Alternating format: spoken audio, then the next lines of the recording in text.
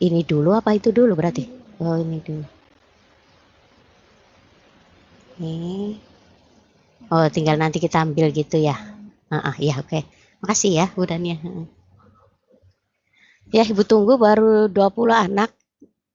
Padahal Ibu agak telat ya, sampai di sekolahnya.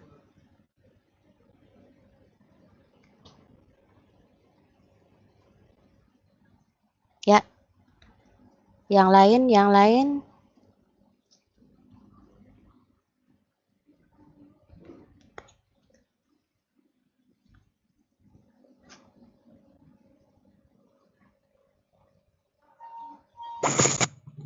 Ya, baru 22 anak, yang lainnya pada kemana ini? Ini terakhir biasa ya, Ibu download absensinya.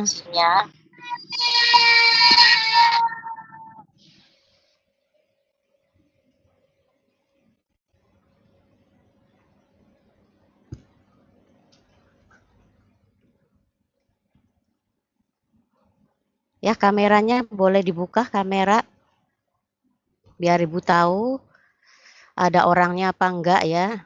Silakan kameranya dibuka, Nurul, Muhammad Adrianto, Koeronisa. Koeronisa 11 IPA 2 grup masih aktif? Oke. Karena Masih, Ibu Bu. perkirakan Jumat depan ulangan ya, kasih tahu ya. Ya, Bu, iya. Iya, Bu. Terima Ya. kasih, Bu. Ya. Baru 37.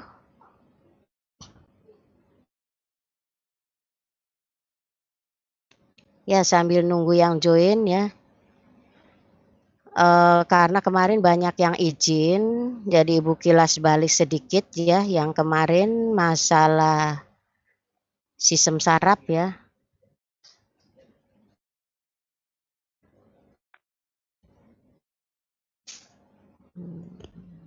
Kalau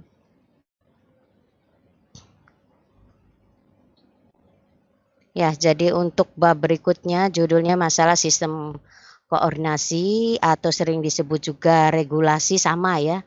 Jadi koordinasi mengkoordinir, regulasi mengatur ya. Jadi tujuannya sama. Jadi karena organ tubuh kita tersusun oleh bermacam-macam, bukan hanya sel, jaringan, sampai berbagai organ juga jumlahnya sangat banyak. Seperti di kelas kita ya, yang jumlahnya kurang lebih 36 juga, itu perlu harus ada yang mengatur. Kalau tidak ada yang mengatur, bisa nanti berjalan sendiri-sendiri, akhirnya tujuannya nggak tersampaikan ya.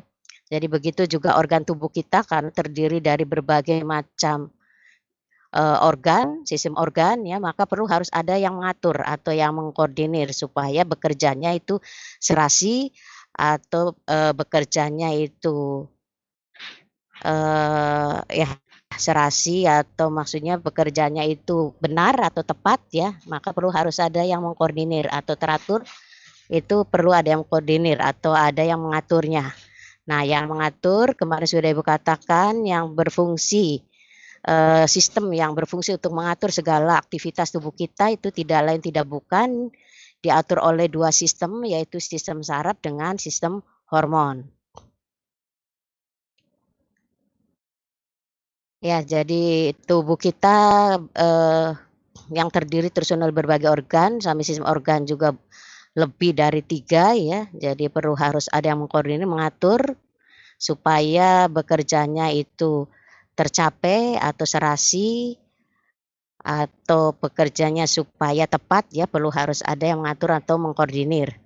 Jadi bukan berarti tubuh kita yang tersusun oleh macam-macam organ, jaringan, sistem organ itu bukan bekerja sendiri-sendiri ya, tapi ada yang mengaturnya. Bisa Anda bayangkan kalau bekerja sendiri-sendiri, misalnya kita mau jalan ke arah, misalnya mau jalan ke, misalnya ke dapur ya, kalau tidak ada yang mengaturnya bisa Anda tebak ya, mungkin kaki pengennya kemana, kemudian atau kita misalnya mau ngambil apa gitu ya, mengambil sesuatu, mungkin bisa kita tebak bagian misalnya, kaki atau tangan, itu mungkin ada yang mau bergeraknya kemana ya. bisa terjadi, tujuannya berbeda gitu ya. Makanya harus ada yang mengaturnya ya. Jadi segala aktivitas tubuh kita ada yang mengaturnya, bukan bekerja sendiri-sendiri. Karena kalau bekerja sendiri-sendiri bisa kacau ya. Contohnya saja di kelas yang hanya jumlahnya 36 anak, itu harus ada KM-nya ya, ada yang mengkoordinir, mengatur. Sehingga kalau ada tugas itu bisa dikumpulkan dengan teratur, dengan baik, jadi tidak sendiri-sendiri yang mungkin ada yang ngumpulkannya kemana-kemana. Nah, itu seperti itu ya, tubuh kita juga. Jadi segala aktivitas tubuh kita ada yang mengaturnya, yaitu diatur oleh yang disebut dengan sistem koordinasi, yaitu yang termasuk sistem koordinasi adalah sistem saraf dengan sistem hormon, ya. Nah, Ibu balik sedikit, kita bahas dulu masalah sistem saraf. Fungsi sistem saraf sudah ya pada waktu materi pertama, dan namanya saraf ada fungsi untuk mengantarkan rangsangan ke saraf pusat ataupun perintah dari saraf pusat. Itu fungsi sistem saraf. Nah, sistem saraf tersusun oleh sel-sel saraf. Sel saraf disebut dengan neuron. Nah, disebut neuron ya. Ini ya, neuron merupakan unit struktural dan fungsional dari sistem saraf. Kemudian harus Anda ketahui neuron tidak mengalami pembelahan sehingga tidak dapat diganti jika sudah mati ya atau rusak ya. Jadi itu, ciri dari sistem saraf ya. Kemudian struktur saraf atau neuron terdiri atas 3 bagian pokok, ada badan sel, ada dendrit, ada badan sel berwarna kelabu mengandung inti sel atau nukleus, dan anak inti atau nukleolus. Kemudian kalau dendrit, penonjolan atau penjuluran sitoplasma yang pendek ya, berfungsi mengantarkan rangsangan ke badan sel. Kemudian yang ketiga ada neurit atau akson, yaitu penonjolan ini lebih panjang, penjualan sitoplasma yang berfungsi menghantarkan rangsangan dari sel saraf ke sel saraf yang lainnya. Karena yang mengatur rangsangan itu di otak ya, atau letaknya otak di kepala. Jadi kalau, rangsangannya itu dari kaki, tentu saja tidak nyampe kalau hanya tersusun oleh satu sel saraf. Makanya ini suatu sistem berarti kumpulan dari sel saraf ya. Jadi memerlukan beberapa sel saraf untuk nyampe ke otak ya. Makanya di sini nerit ini atau akson yaitu penonjolan sitoplasma yang lebih panjang daripada dendrit yang berfungsi mengantarkan rangsangan dari satu sel saraf ke sel saraf yang lainnya ya. Karena membutuhkan beberapa sel saraf untuk nyampe ke saraf pusat yaitu otak. Kemudian ada neurofibril, selubung myelin. Ya nanti, PowerPoint-nya akan Ibu kirim di grup. Kemudian ada sel skewan, nodus Ranvier, yaitu bagian nerit yang tidak diselubung myelin.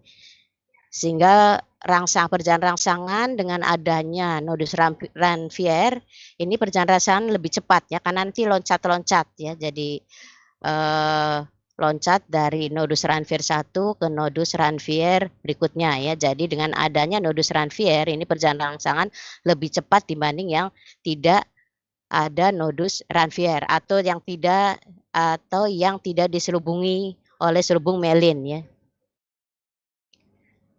Nah, kemudian gambar sebuah sel saraf atau neuron, ini ada badan sel, ini dendrit ya, jadi penjuluran yang keluar dari badan sel yang pendek yang berfungsi menerima rangsangan dari luar ke badan sel, ini disebut dendrit. Kemudian ini yang penjuluran yang keluar dari badan sel, ini disebut dengan nerit atau akson.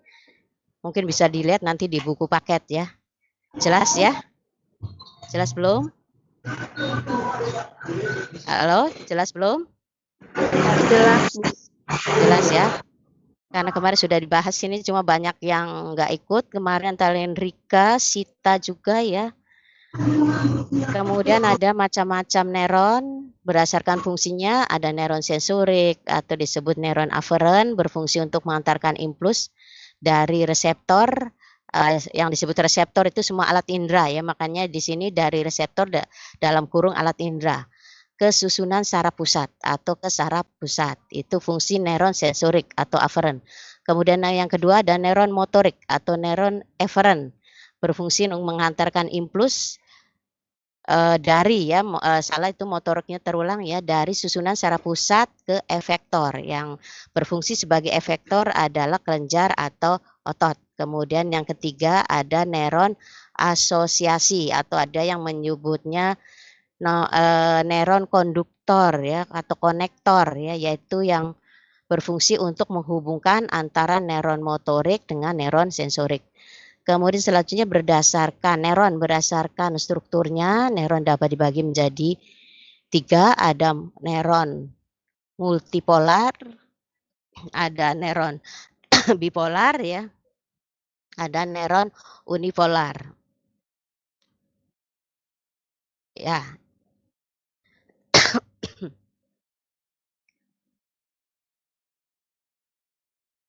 lanjut ya, nanti ini bisa Ibu kirim nanti. Penjelasannya di sini sudah jelas, neuron misalnya multipolar yaitu neuron yang mempunyai beberapa dendrit tetapi hanya satu akson. Sebagian besar neuron-neuron otak dan sumsum belakang adalah neuron multipolar. Nah, penjelasannya sudah jelas ya. Lewat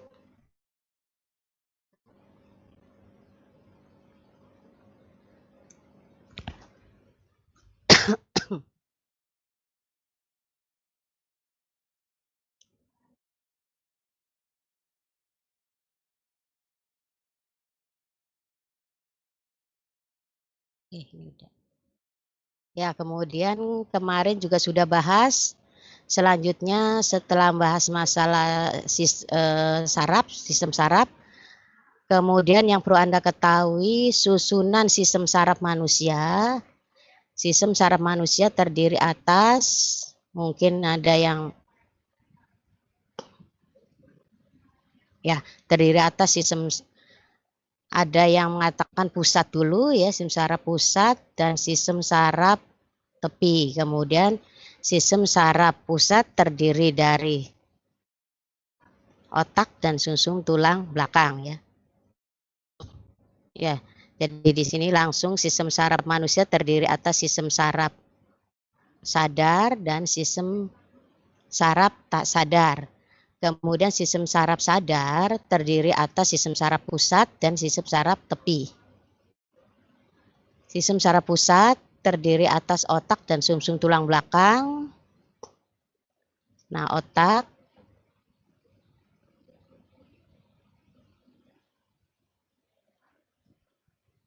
ciri-ciri otak ya, ada lapisan meningis kemarin sudah ya. Kemudian bagian-bagian otak juga sudah. Ya, karena jadi nanti yang telat ya, biasa nanti PowerPoint-nya Ibu kirim saja. Ya, kemudian kemarin sampai sumsum tulang belakang ya. Ada otak depan, ada otak tengah, otak kecil, jembatan farol, sumsum lanjutan atau disebut juga medula oblongata. Ya, kemudian mekanisme gerak sadar, jadi bagaimana proses rangsangan. Perjalanan rangsangan, di sini perjalanan rangsangan gerak sadar dulu ya. Gerak sadar yaitu pertama rangsangan, kemudian rangsangan akan dibawa oleh neuron sensorik ke otak, nanti di otak diolah, hasil perintah otak kemudian dibawa oleh neuron motorik ya. Ke efektor ya, ke efektor bukan gerak ke efektor, ini gerak sadar. Jadi kalau rangsangan itu diolah di otak, itu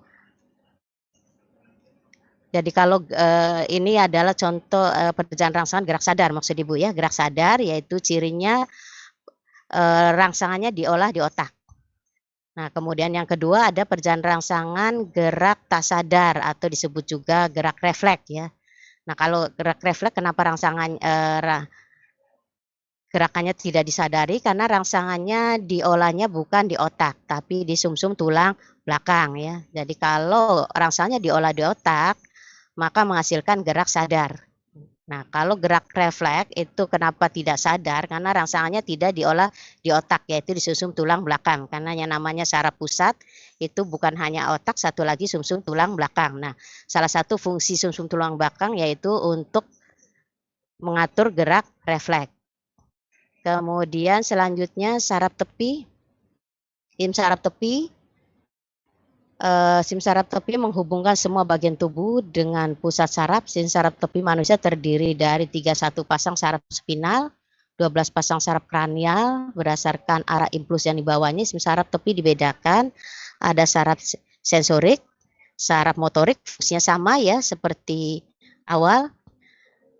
Nah, contoh-contoh yang termasuk ke dalam saraf tepi yang berasal dari kranial atau otak ya. Ada olfaktori, itu jenis saraf sensorik, arah impulsnya selaput lendir hidung ya. Nah, ini bisa nanti dibaca di PowerPoint atau di buku paket. Kemudian yang B ada saraf tak sadar. Nah, saraf tak sadar bekerja otomatis, artinya tidak diatur oleh kita, di luar kesadaran kita, atau di luar kehendak kita ya, dan tidak bekerja di bawah kehendak saraf pusat. Sistem saraf otonom dibedakan sebagai berikut, yaitu ada sistem saraf simpatik, umumnya ya, ini umumnya berfungsi untuk memacu kerja organ tubuh. Yang kedua ada sistem saraf parasimpatik, umumnya berfungsi untuk menghambat kerja organ tubuh. Nah, contohnya di sini jantung, saraf simpatik itu kalau di jantung untuk mempercepat denyut jantung, parasimpatiknya memperlambat denyut jantung. Kemudian pupil, saraf simpatik memperlebar, saraf parasimpatiknya memperkecil ya. Jadi saraf simpatik dengan parasimpatik cara kerjanya antagonis atau berlawanan, tapi untuk mencapai kenormalan ya. Jadi kalau jantung misalnya hanya disarapi oleh saraf simpatik saja, maka kerja jantung kan dipercepat terus ya, lama-lama bisa kecapean berhenti sendiri ya. Jadi pada waktu Anda lari, parasimpatis itu akan mempercepat denyut jantung, tapi setelah Anda istirahat, kemudian parasimpatis memperlambat, sehingga kerja jantung Anda jadi normal. Nah itu ya, jadi simpatis dengan parasimpatis ini kerjanya kalau Anda perhatikan ini antagonis berlawanan, tapi tujuannya untuk mencapai kenormalan. Ya, untuk sistem saraf sudah selesai.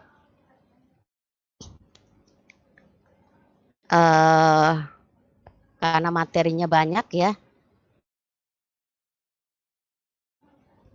Jadi nanti Ibu kirim PowerPoint-nya, silakan kalau nanti ada yang belum jelas ya, nanti hari Rabu bisa tanyakan. Sekarang kita teruskan setelah sistem saraf, jadi saraf selesai, kita teruskan kemudian yang termasuk sim koordinasi ada satu lagi sistem hormon. Ya, Ibu ganti sistem hormon.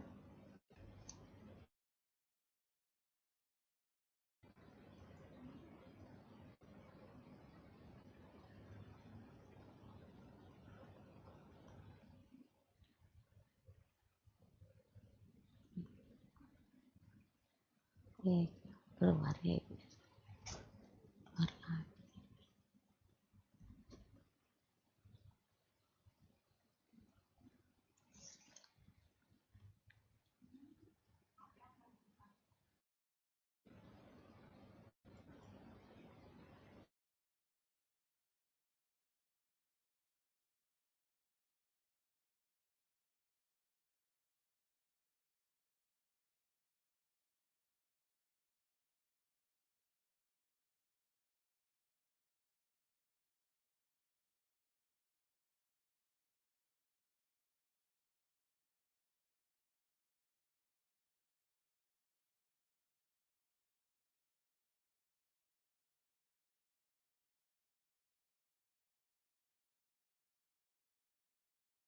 Kok padahal ini sudah merah tuh kan, udah kotak merah, biasa kan udah kelihatan. Kenapa belum di mana Tan?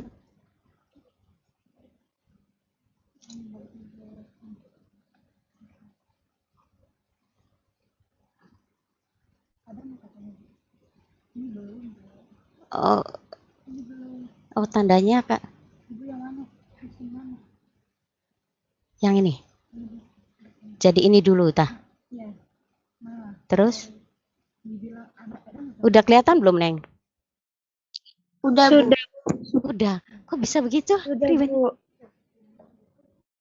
Ya, makasih ya. Aduh. Habis Ibu Pak Ikhwan ya? Ya, habis Ibu Pak Ikhwan? Iya, Bu. Iya. Pak Ikhwan belum datang, jadi sambil nunggu Pak Ikhwan, Ibu selesaikan yang termasuk sistem koordinasi atau yang berfungsi untuk mengatur, mengkoordinir ya, atau mengatur segala aktivitas tubuh diatur oleh 2 sistem, yaitu sistem saraf dengan sistem hormon. Sistem saraf sudah kita bicarakan ya tadi, sekarang yang kedua sistem hormon ya. Maaf sebentar. Bu Dania salah, Bu Dania. Salah. Ini yang tadi. Bentar Neng ya, ini masih saraf ya, bentar yang hormonnya. Salah PowerPoint-nya, ini yang tadi. Ya Ibu saya mau ganti. Yang kedua.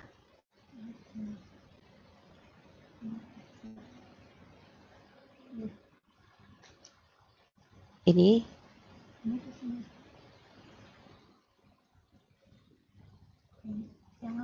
Ini endokrin. Ya, sudah. Ya. Udah kelihatan? Sudah, Bu. Iya, sekarang hormon ya. Tadi salah Ibu ngekliknya masih sistem saraf. Nah, sekarang kita bicarakan yang kedua sistem hormon atau disebut juga endokrin. Nah, kenapa hormon disebut juga endokrin? Karena hampir semua atau begini ya. Jadi setelah sistem saraf, kemudian ada yang mengatur, yang berfungsi sebagai sistem koordinasi selain sistem saraf. Yang kedua ada sistem hormon. Nah, di sini hormon sering disebut juga endokrin atau sistem endokrin. Nah, kenapa hormon sering disebut juga endokrin? Karena hormon dihasilkan oleh kelenjar endokrin ya, maka wajar kalau hormon sering disebut juga endokrin.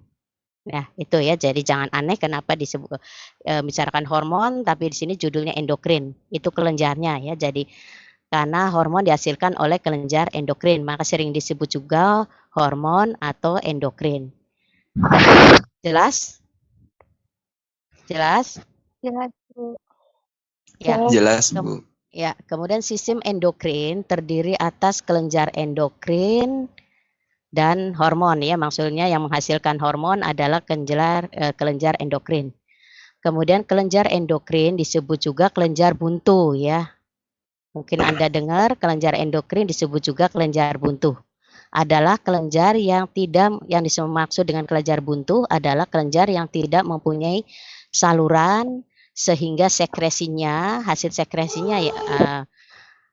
sekresi dari kelenjar endokrin atau kelenjar buntu itu akan masuk ke aliran darah dan mengikuti peredaran darah ke seluruh tubuh. Makanya kalau ada yang suntik hormon itu harus hati-hati ya, karena tidak seperti saraf. Kalau saraf rangsangannya dibawa oleh serabut saraf, sedangkan kalau hormon tidak mempunyai saluran khusus untuk menyalurkan hasil sekresinya. Jadi kelenjar endokrinnya tidak mempunyai saluran khusus untuk menyalurkan hasil sekresinya atau hasil sekresinya berupa hormon itu ya. Makanya disebut juga kelenjar endokrin disebut kelenjar buntu. Namanya buntu tidak ada jalan penerus ya, jadi tidak ada yang menyalurkan hasil sekresinya yaitu berupa hormon. Sehingga hormon dibawa oleh darah. Jadi yang menyalurkan atau yang mengedarkannya adalah darah. Kita tahu darah itu beredar kemana-mana ya, makanya kalau kalau Anda mendengar ada suntik hormon, nah itu perlu hati-hati ya, takutnya salah sasaran. Nah, kemudian hormon adalah senyawa protein atau senyawa steroid berupa getah yang disekresikan oleh kelenjar endokrin. Hormon bekerja sama dengan sistem saraf, berfungsi mengatur pertumbuhan, keseimbangan internal, reproduksi, dan tingkah laku. Jadi kalau Anda perhatikan sistem koordinasi yang terdiri saraf dengan hormon, jadi kalau Anda perhatikan kalau saraf itu adalah bekerjanya dari luar gitu ya, kalau hormon bekerjanya dari dalam tubuh. Itu ya kalau Anda perhatikan ya, difungsi walaupun tetap bekerja sama dengan saraf ya. Jadi kalau hormon itu bekerjanya adalah untuk mengatur pertumbuhan, keseimbangan intrareproduksi, dan tingkah laku ya. Jadi lebih dari dalam ya, dari dalam. Kalau saraf dari luar, jadi mengatur. Kalau saraf mengatur dari luar tubuh, kalau hormon dari dalam tubuh. Tapi tetap masih tetap bekerja sama ya, karena namanya sistem koordinasi atau suatu sistem. Nah, kemudian lanjut. Kelenjar-kelenjar yang termasuk kelenjar buntu atau kelenjar endokrin itu antara lain satu ada hipofisis atau disebut juga kelenjar dasar otak ya. Hipofisis dibedakan menjadi dua bagian, ada lobus anterior dan nanti ada lobus posterior. Nah, untuk lobus anterior itu menghasilkan hormonnya ada STH atau disebut juga hormon somatropin, fungsinya untuk mengatur pertumbuhan. Jadi yang mengatur pertumbuhan adalah hormon somatropin ya. Jadi kalau kekurangan hormon pertumbuhan itu bisa kita tebak yaitu pertumbuhannya tidak normal atau alias kerdil ya. Kemudian begitu juga sebaliknya ya. Jadi kalau kelebihan kekurangan itu abnormal. Jadi yang normal yang sedang ya, atau yang tidak terlalu tinggi, tidak terlalu rendah. Jadi kalau kekurangannya bisa menyebabkan kerdilan, kelebihannya bisa menyebabkan pertumbuhan raksasa ya, atau istilahnya gigantisme. Kemudian yang kedua ada hormon yang kedua yang diproduksi hipofisis bagian anterior ada LTH ya, di situ LTH atau disebut juga prolaktin, fungsinya untuk merangsang sekresi kelenjar susu.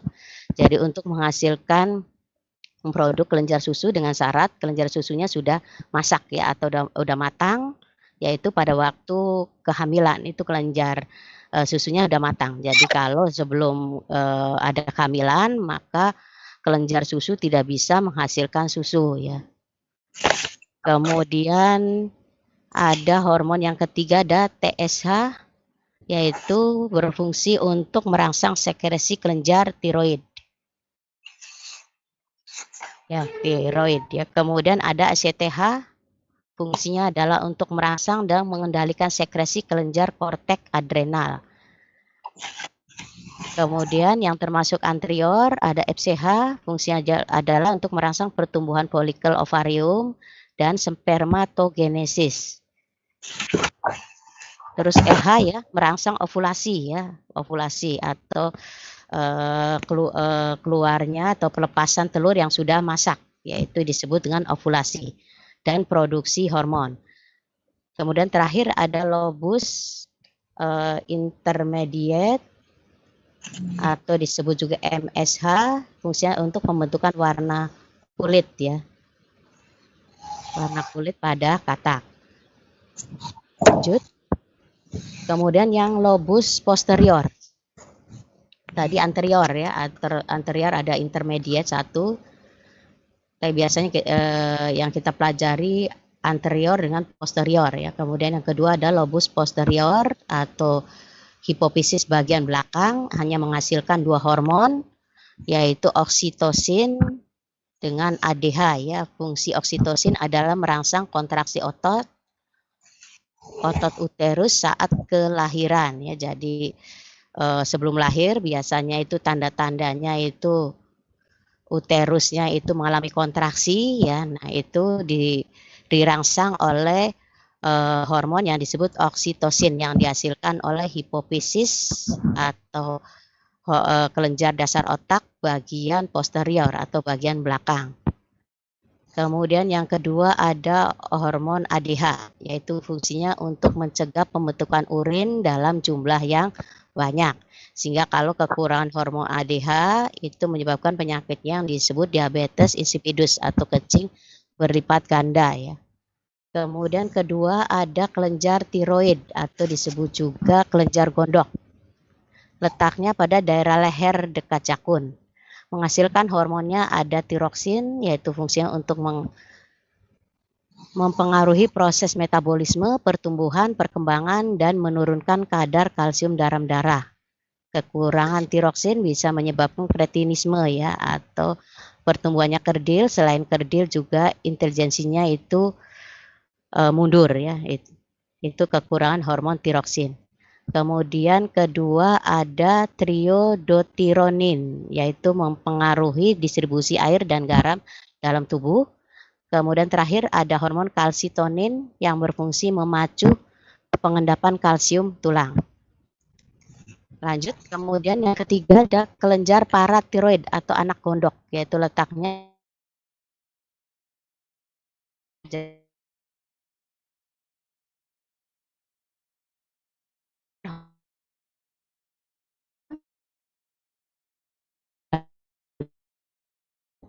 kemudian keempat ada kelenjar adrenalin atau disebut juga kelenjar anak ginjal ya, yaitu terdapat daerah di atas ginjal. Itu terdapat bagian-bagian ada korteks medula. Korteks menghasilkan glukokortikoid, fungsinya untuk menaikkan kadar gula darah, mengubah glikogen menjadi glukosa. Kemudian ada mineral kortikoid atau menyerap natrium darah.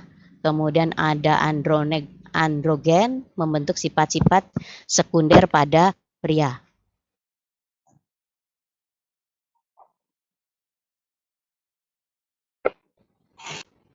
Kemudian ada bagian medula, yaitu menghasilkan hormonnya adrenalin atau disebut juga epinefrin, yaitu fungsinya untuk mengubah glikogen menjadi glukosa.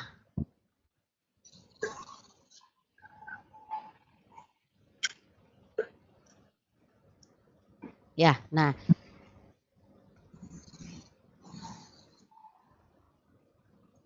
ya.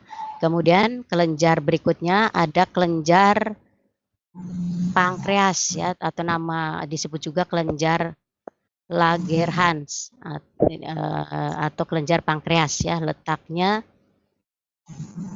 sebelah bawah lambung ya, pankreas sebelah bawah lambung. Hormon yang dihasilkan insulin dan glukogen. Jadi insulin bukan pankreas, maksudnya pankreas bukan hanya menghasilkan hormon insulin yang mungkin Anda dengar ya, yaitu yang fungsinya untuk mengubah glukosa menjadi glikogen. Nah, kalau glukosanya tidak bisa diubah jadi glikogen, masih tetap glukosa. Nah, itu penyakitnya yang disebut diabetes mellitus ya, atau kencing manis ya. Jadi kalau insulinnya diproduksinya masih bagus, itu nggak ada masalah ya. Kita mau makan gula sebanyak apapun, tubuh kita akan mengaturnya. Nanti akan diubah menjadi glikogen, disimpan di hati dan otot. Nah, masalahnya kalau pankreasnya yang atau kelenjar yang menghasilkan insulinnya bermasalah ya, produksinya berkurang atau faktor umur ya. Makanya kalau tambah tua itu berarti organ-organ tubuh itu mengalami haus atau kerusakan, sehingga kita harus udah ngerti sendiri ya. Jadi dikurangi makan makanan misalnya antara lain gula. Nah, itu karena mulai pankreasnya bermasalah atau mengalami kerusakan sehingga produksi hormon insulinnya akan berkurang. Sehingga gula yang tidak bisa mengubah semua gula menjadi glikogen. Tapi kalau kita masih normal, masih muda ya, pankreasnya masih normal, masih bagus menghasilkan hormon insulinnya, itu tidak ada masalah ya, kecuali yang memiliki penyakit turunan ya. Kalau sudah turunan itu sudah dari sananya, udah dari pabriknya ya, jadi udah dari pabriknya itu sudah nggak normal ya. Kemudian yang kedua ada hormon glukagon ya. Jadi pankreas itu bukan hanya menghasilkan insulin tapi juga glukagon, yaitu fungsinya kebalikan dari insulin. Jadi untuk mengubah glikogen menjadi glukosa. Jadi kalau tubuh kita kekurangan glukosa, maka hormon glukagen akan mengubah glikogen menjadi glukosa. Jadi semua sudah diatur oleh tubuh kita ya. Jadi Allah SWT itu sudah sedemikian rupa sebetulnya tubuh kita sudah disetting benar-benar sempurna gitu ya, benar-benar sempurna. Nah, kalau ada yang kekurangan atau penyakit itu mungkin bisa karena bawaan. Kalau tidak bawaan karena kitanya ya, pola makannya yang nggak benar. Ya pola makan yang penting itu kalau menurut Ibu ya, Ibu perhatikan untuk yang diabetes gitu ya. atau penyakit-penyakit yang lain, biasanya itu pola makannya intinya yang penting antara pemasukan dengan pengeluaran itu harus seimbang. Jadi jangan banyak pemasukannya banyak, pengeluarannya sedikit. Nah, itu yang bermasalah, nanti bisa jadi timbunan lemak, bisa menghambat peredaran darah ya. Ngerti ya, maksudnya adalah masuk makanan banyak, keluarnya sedikit, maksudnya nah contohnya seperti para petani ya. Kalau Anda perhatikan itu golongan petani itu jarang yang kena diabetes ya. Karena dia habis makan langsung kerja lagi, kerjanya berat ya, misalnya macul ya. Jadi energinya dikeluarkan lagi gitu, nggak ada simpenan lemak gitu ya. Nah itu. Jadi yang perlu Anda perhatikan itu ya, jadi antara pemasukan dan pengeluaran tuh harus seimbang. Itu jadi jangan makan tidur gitu ya. Nah itu bisa menimbulkan penyakit. Kemudian ada kelenjar berikutnya, ada kelenjar gonan atau kelenjar kelamin. Ini yang kelenjar kelamin ya, ini yang pada perempuan dulu. Letaknya dalam perut, ada bagiannya yaitu follicle the graft dengan corpus luteum atau ada yang menyebutnya luteum sama ya. Hormon yang dihasilkan oleh kelenjar kelamin pada perempuan estrogen dan progesteron. Estrogen fungsinya adalah menentukan ciri pertumbuhan kelamin sekunder pada perempuan.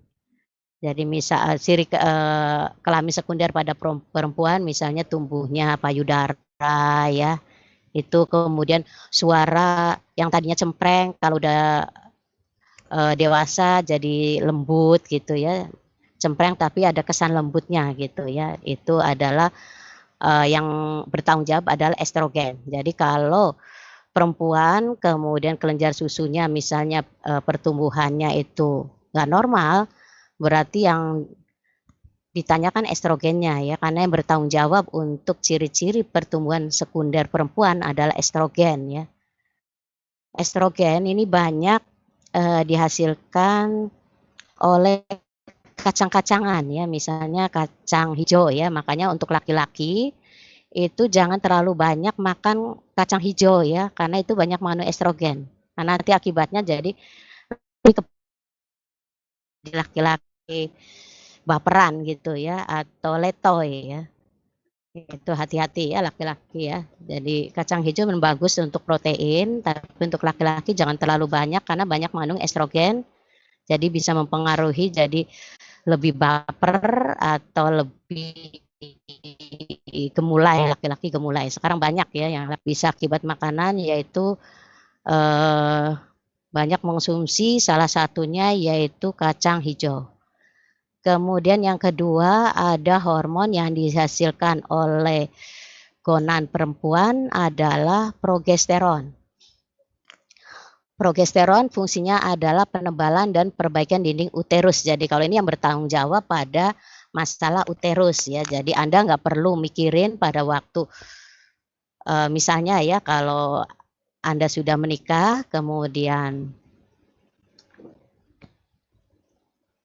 ya untuk orang sudah menikah kemudian mengalami kehamilan ya, nggak perlu kita berpikir ini uterusnya sudah siap atau belum ya, dindingnya udah mengalami penebalan belum, karena itu untuk pencangkokan atau untuk penempelan embrio gitu ya atau janin, itu nggak perlu mikirin ya, itu sudah ada yang bertanggung jawab yaitu progesteron. Jadi kemungkinan besar kalau yang apa istilahnya itu kandungannya lemah gitu ya, nah mungkin ini masalahnya progesteron ya, jadi bisa tanyakan ke dokter ya, mungkin bisa suntik progesteron. Kemudian yang kedua ada gonan atau kelenjar kelamin pada laki-laki. Letaknya di dalam buah jakar atau disebut dengan testis ya. Hormon yang dihasilkannya adalah testosteron namanya. Fungsi testosteron adalah untuk menentukan ciri pertumbuhan kelamin sekunder pada laki-laki. Jadi cirinya kalau laki-laki yang sudah dewasa ya, hormon testosteronnya sudah dihasilkan, biasanya dari suara juga ngebas ya ciri laki-laki, kemudian tumbuh jakun, kumis, jambang, nah itu yang bertanggung jawab adalah testosteron. Kemudian terakhir ada kelenjar timus atau kelembar kacangan. Jadi disebut juga kelenjar kacangan ya karena bentuknya seperti kacang, terdapat atau letaknya pada daerah dada. Hormon yang dihasilkan adalah timusin. Fungsinya adalah untuk sistem kekebalan tubuh. Nah,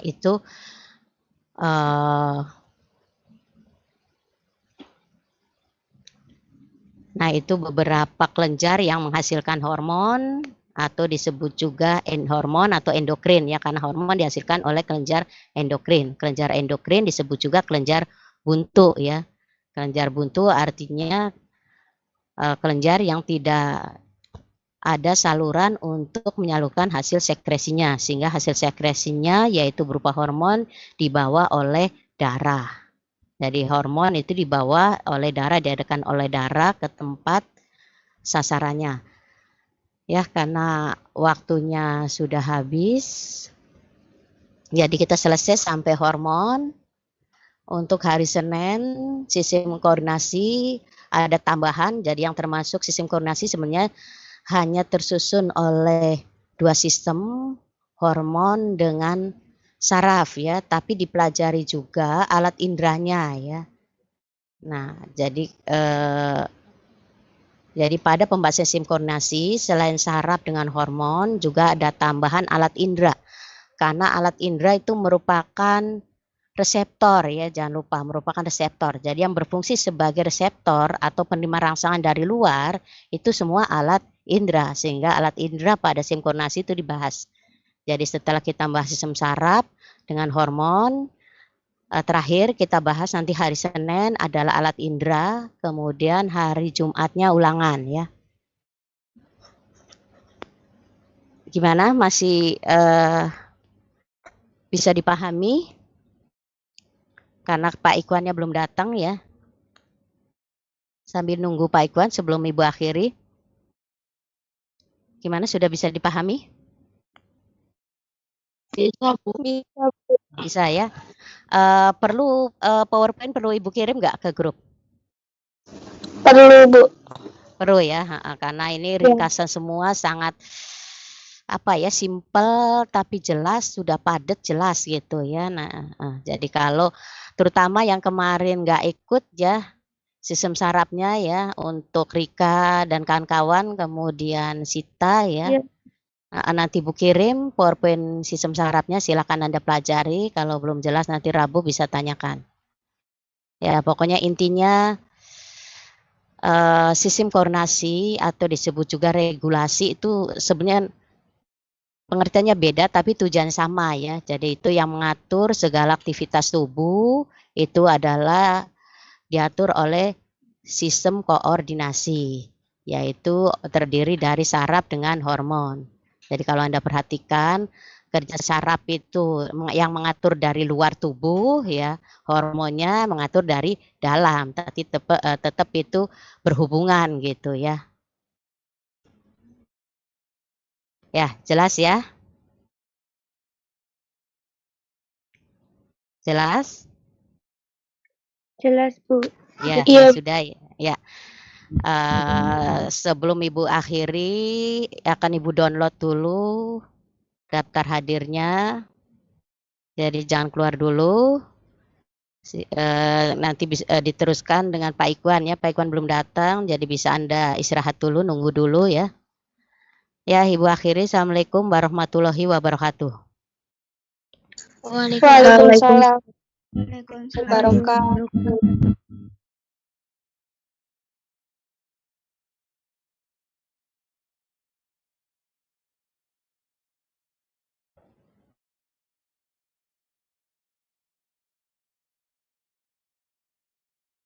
Ya. Aduh, ini mati tak berarti ya.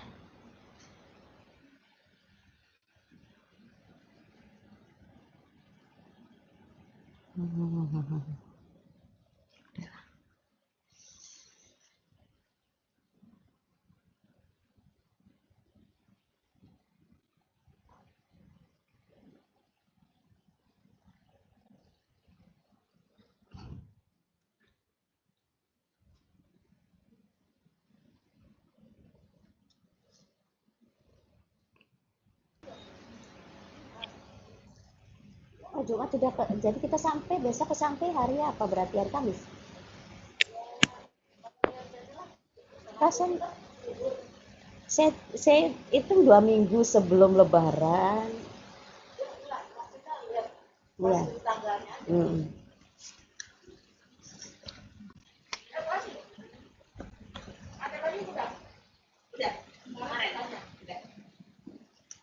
Saya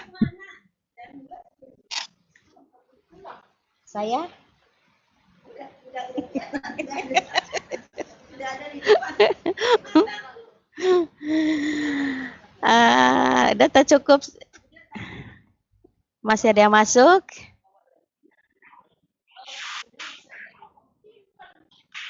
Ya, jadi kadang ya Ibu tidak hanya lihat dari nilai, tapi juga kehadiran ya, karena kalau kehadiran itu artinya menghargai gitu ya. Yang penting kan kalau hadir gitu ya, paling enggak nanti ada yang walaupun sedikit banyak itu ada yang masuk ya. Kemudian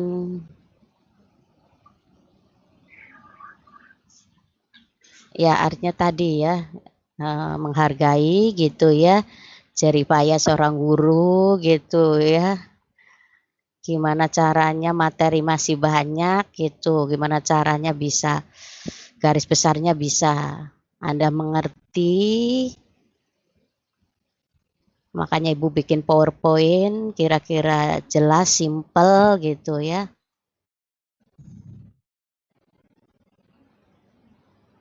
Nah, nanti kalau ada yang belum ngerti, pemahaman lebih lanjutnya bisa sambil jalan gitu ya. Itu Bu bikin powernya sampai sore itu ya. Jadi Ibu sangat terima kasih sekali kalau yang ikut join, artinya menghargai jeripayah seorang guru yang berusaha gitu ya, ingin memberikan yang terbaik.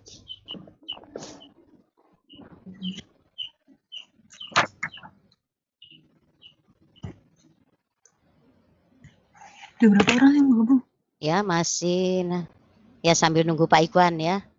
Pak Ikwannya belum datang.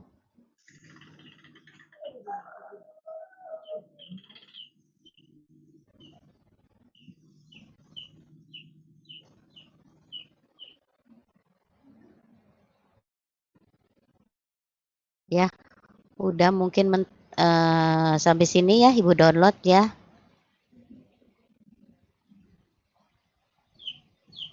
Ya, bismillahirrahmanirrahim nih ya, Ibu tutup ya. Nanti Ibu cek hari ini yang masuk siapa saja ya. Terima kasih ya. Udah Ibu download?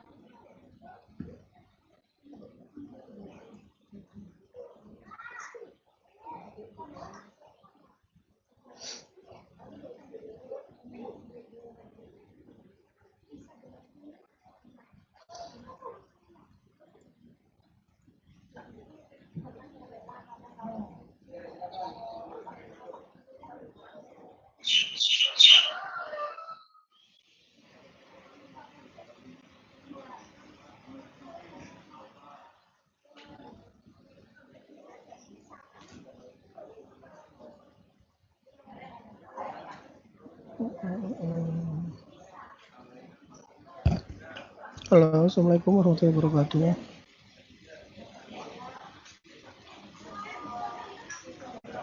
Waalaikumsalam warahmatullahi wabarakatuh. Suaranya jelas ya?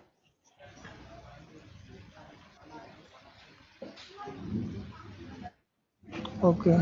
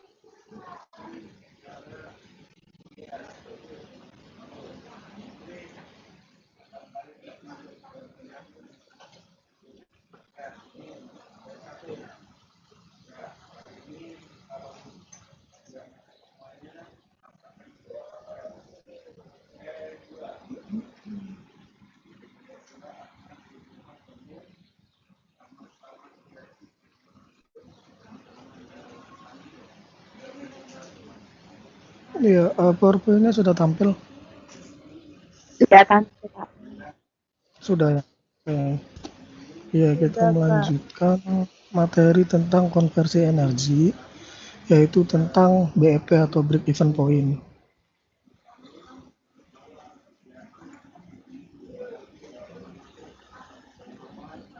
Nah, di sini kita mau ngebahas tentang wirausaha di bidang konversi energi, produknya berupa arang briket. Nah, jadi arang briket ini adalah sebuah blok bahan yang dapat dibakar, yang digunakan sebagai bahan bakar untuk memulai dan mempertahankan nyala api. Jadi briket ini sebenarnya sejenis arang, cuma dia memiliki tekstur yang lebih keras, nah dan memiliki daya tahan untuk menyimpan panas dan nyala api itu lebih lama. Nah, briket ini biasanya dibuat dari arang atau briket batu bara, gambut, dan biomasa. Nah, biomasa ini bisa menggunakan serpihan kayu atau gergaji, atau menggunakan daun dan lain sebagainya yang bisa dibakar. Nah, adapun cara pembuatan arang briketnya sendiri, yang pertama itu ada penepungan. Di sini kalau misalkan kita menggunakan arang yang sudah jadi, maka bisa langsung ke tahap penepungan. Jadi arang yang ada itu dihaluskan, bisa ditumbuk atau dengan cara apapun. Nah, kemudian hasil tumbukannya itu diayak sehingga menjadi tepung arang. Nah, baru tepung arang ini akan dicampur dengan air hangat dan tepung tapioka. Jadi arang yang sudah dihaluskan tadi nanti ini gambarnya dicampur dengan air dan tepung tapioka. Nah, baru dilakukan pengeringan. Nah, pengeringan ini bisa dengan dijemur atau bisa juga dengan melakukan pengopenan. Jadi tujuannya untuk menghilangkan kadar air dari tahap kedua tadi. Nah, kalau misalkan kita menggunakan bahan mentah, misalnya bahan masih berupa tempurung kelapa atau kayu atau sabuk gergaji, itu harus dirubah dulu menjadi arang lewat proses pirolisasi. Nah, setelah dilakukan pengeringan ini, baru arang briket bisa digunakan. Nah, keunggulan dari arang briket sendiri dibandingkan arang biasa, yang pertama, arang briket itu lebih awet ketika dibakar. Nah, juga selain itu kalau dipegang, kalau misalkan arang biasa itu kan bisa meninggalkan noda. Nah, untuk arang briket sendiri ketika dipegang itu tidak meninggalkan noda hitam di tangan. Nah, terus asap yang dihasilkan juga ketika dibakar itu dia lebih sedikit si arang briket ini. Jadi banyak keunggulan kalau menggunakan arang briket ini dibandingkan dengan arang biasa. Nah, sekarang kita masuk ke titik impas atau BEP-nya, break even point ya. Nah, BEP ini adalah alat analisis untuk mengetahui batas nilai produksi atau volume produksi suatu usaha untuk mencapai nilai impas. Jadi kalau misalkan kita sudah menghitung BEP-nya dan produksi kita atau target pemasaran kita sudah melewati dari BEP produksi itu, maka bisa dikatakan kesananya itu produk kita itu sudah dikatakan untung. Tapi kalau misalkan produk yang kita buat itu tidak melewati BEP-nya, maka produk kita dikatakan rugi. Nah, kalau misalkan pas antara BEP dan target pemasaran, berarti produk kita tidak mengalami keuntungan atau kerugian.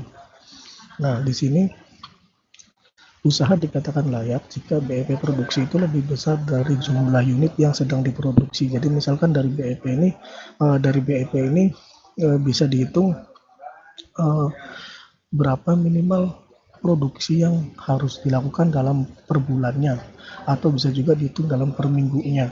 Nah, kalau misalkan jumlah produksinya itu kurang dari BEP, maka ada kemungkinan produk yang kita buat itu mengalami kerugian. Nah, kemudian BEP juga usaha juga dikatakan layak jika BEP harganya lebih rendah dari harga yang berlaku. Jadi selain mengukur jumlah produksi, di sini juga BEP bisa menghitung harga minimalnya.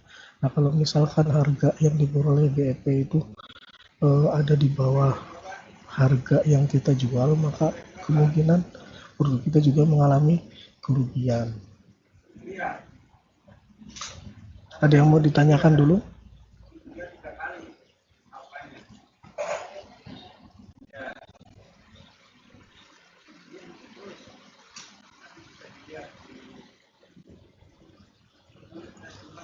Halo?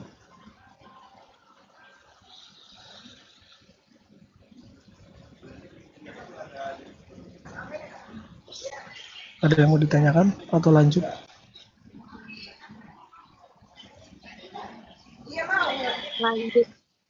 Lanjut.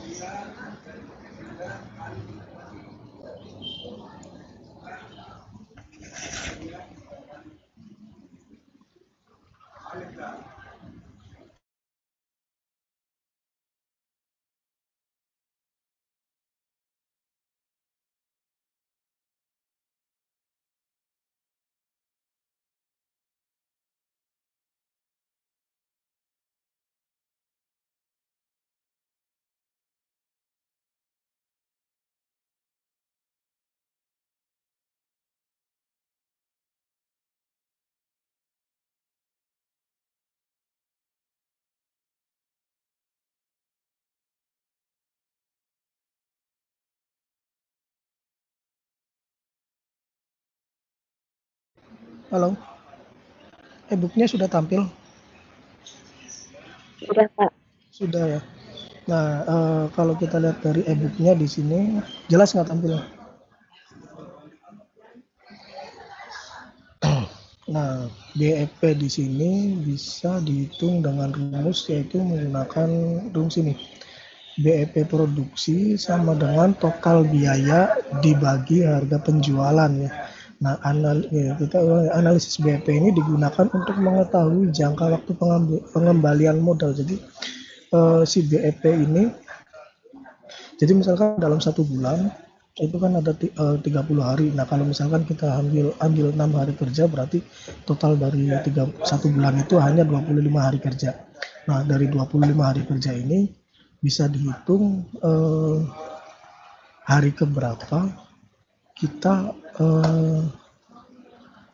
jadi kalau misalkan nilai BEP ini bisa diambil di hari ke-15, maka 10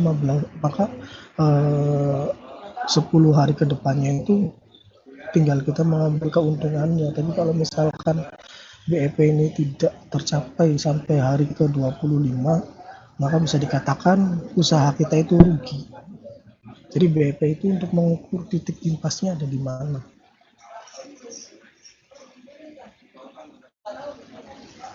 Nah, di sini ada beberapa poin yang perlu diperhatikan dalam usaha arang briket. Yang pertama, poin A, ada perhitungan produksi dilakukan per bulan. Jadi setiap produksi itu kita ambilnya per bulan. Dalam 1 bulan kita bisa menghasilkan berapa kilogram arang briket. Nah, kemudian dalam 1 bulan itu kita mau full kerja 30 hari atau kita sediakan hari libur. Misalkan di sini 25 hari berarti kita memakai 1 hari libur atau 6 hari kerja. Nah, kemudian poin C di sini ada rendemen bahan tempurung. Jadi di sini itu perhitungannya menggunakan gini. Dia menggunakan bahan mentah, jadi bukan arang yang sudah jadi. Nah, di sini tempurung dari batok kelapa atau kayunya itu ketika dirubah menjadi arang bisa mengalami penyusutan sebesar 30%. Nah, kemudian usia ekonomis drum. Jadi drum di sini alat yang digunakan untuk membuat si arang briketnya. Nah, kemungkinan si alat ini bertahan 12 bulan dengan kapasitas 30 kg per tempurung. Jadi alat yang dipakai untuk memproduksi arang briket ini diperkirakan bisa bertahan selama 12 bulan. Nah, kemudian alat cetaknya 6 bulan. Nah, terus alat tempah penjemuran. Jadi alas penjemurannya misalkan pakai tampah itu kemungkinan bisa bertahan selama 6 bulan. Nah, ini contoh dari perhitungan biayanya. Jadi yang pertama itu ada biaya investasi. Nah, biaya investasi ini terdiri dari alat-alat yang digunakan, artinya alat yang kita gunakan ini bisa dilakukan beberapa kali. Jadi tidak hanya dalam satu kali produksi, makanya dimasukkan ke biaya investasi. Nah, di sini ada drum alat produksinya. Drumnya ini perkiraan harganya 1.500.000.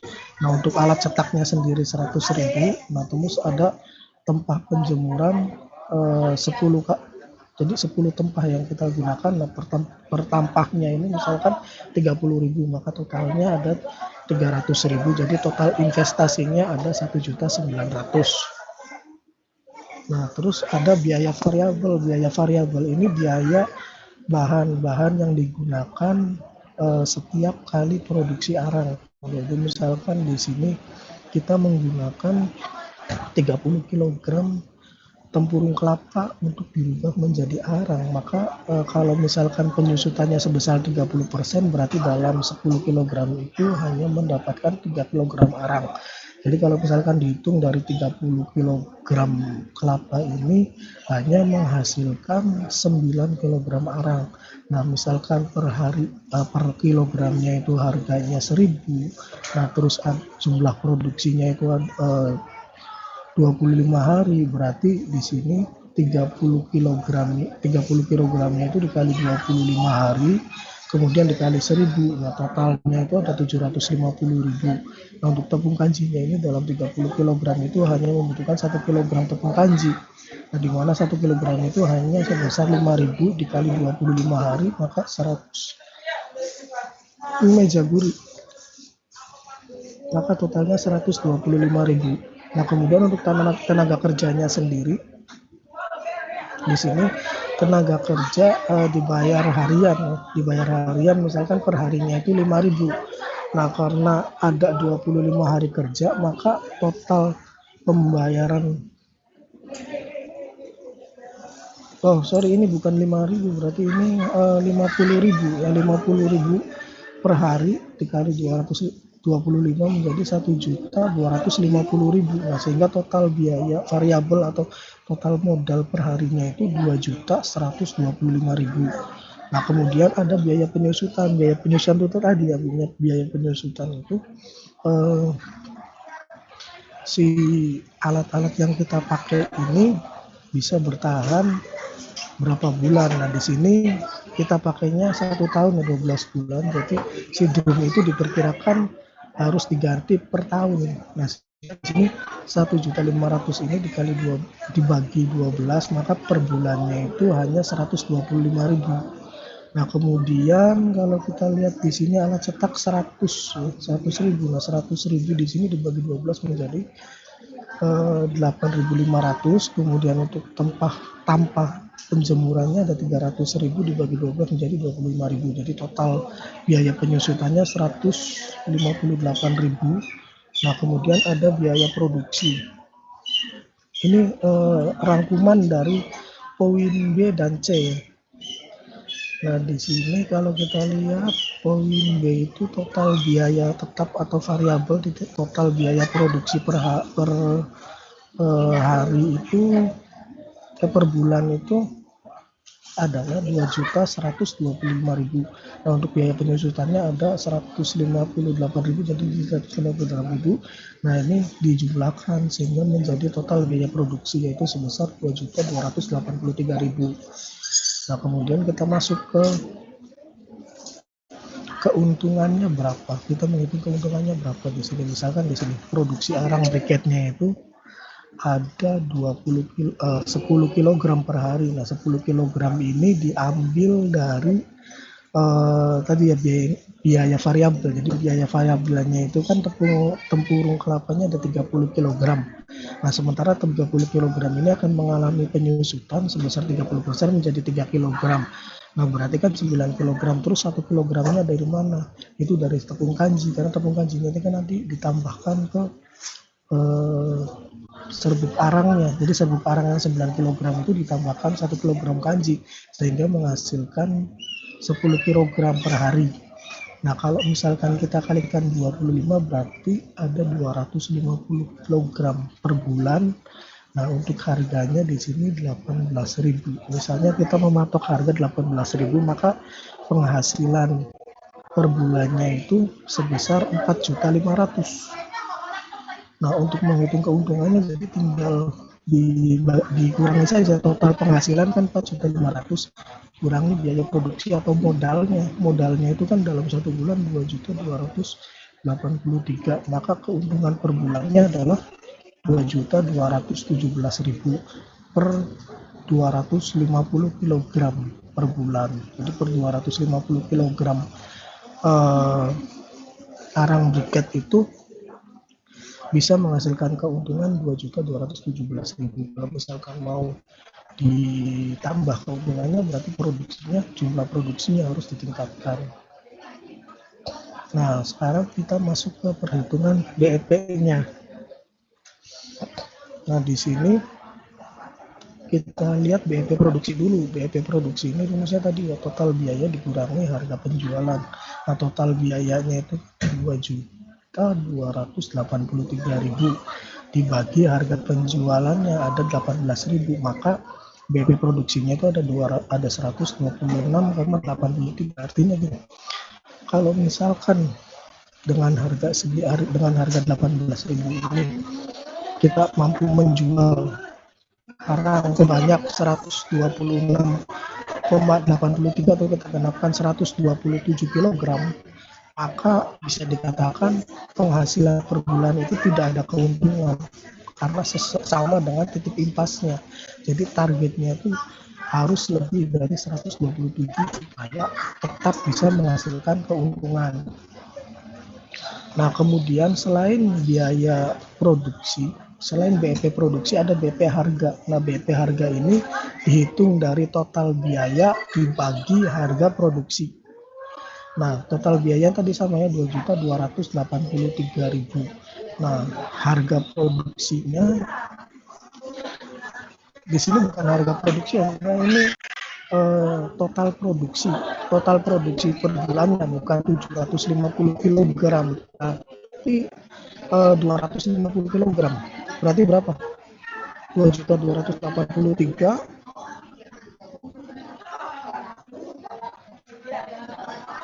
Nanti saya hitung dulu ya.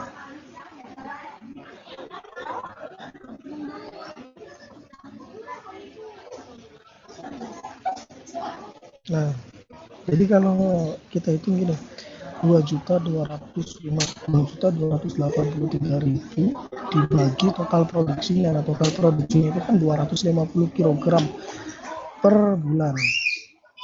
Nah, berarti harga minimalnya itu bukan 3.000 tetapi 9.000 rupiah per kilogram. Tepatnya 9.132. Bulan Tegalwangi, pakai ini apa? Lembek.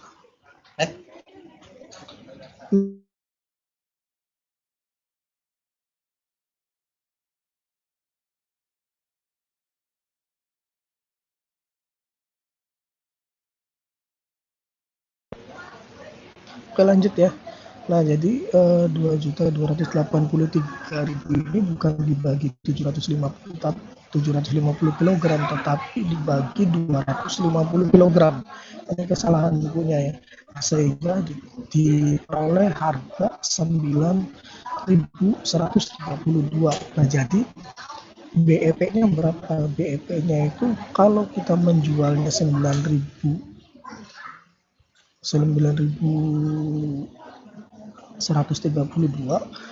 maka dari 250 gram itu tidak menghasilkan keuntungan sama sekali. Jadi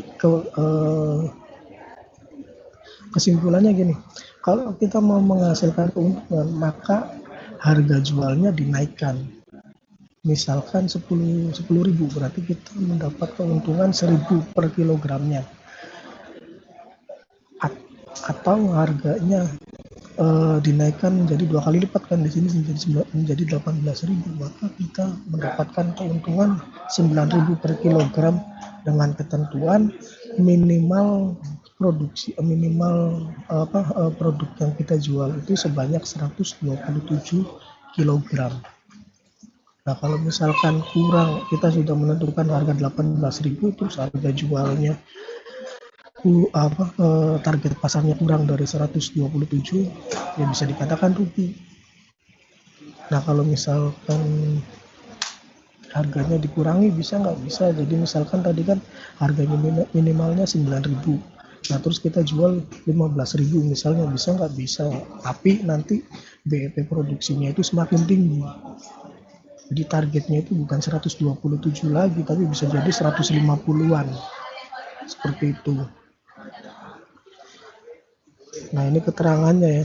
Jadi dari perhitungan BEP produksi dan harga diketahui bahwa titik pas usaha pembuatan arang briket itu dicapai produksi arang briket mencapai 126 kg atau arang briket sebesar 3.000, ini salah ya, jadi 9.000 per kilogram.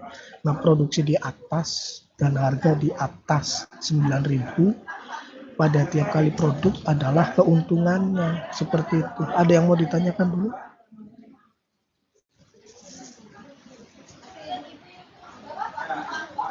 Halo?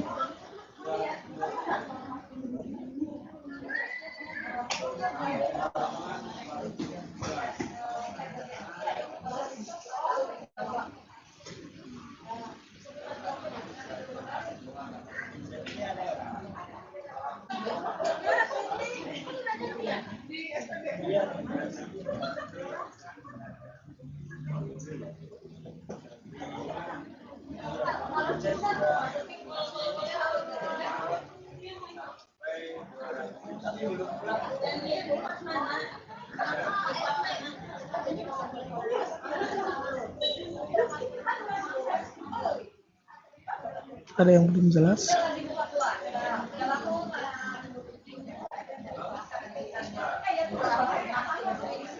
E-booknya udah punya semua?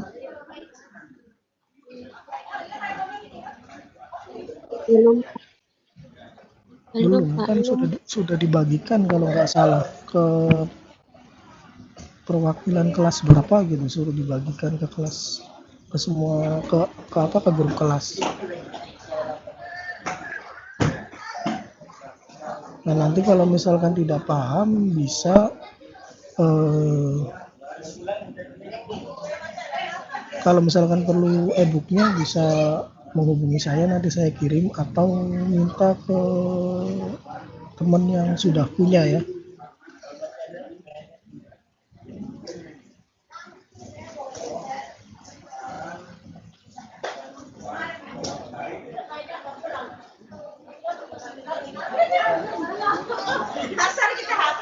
Kelas IPA total berapa kelas?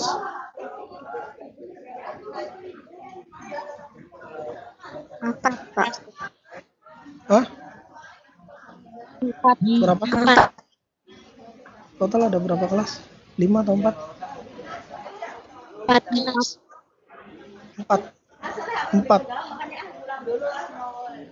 Yang hadir 81. Yang lain kemana?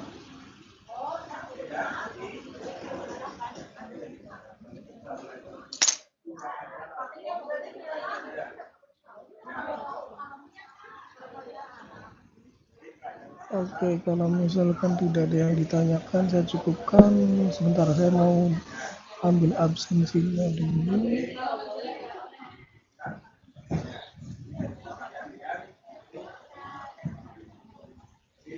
Oke, nanti kalau ada yang ditanyakan bisa hubungi WA, atau yang minta soft file e-booknya bisa WA ke nomor saya ya.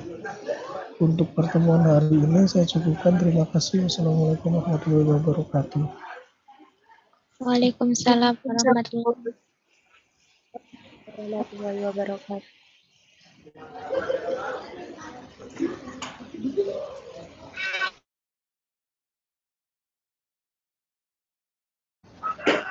Kemarin udah bisa dikerjain semua untuk turunan fungsinya.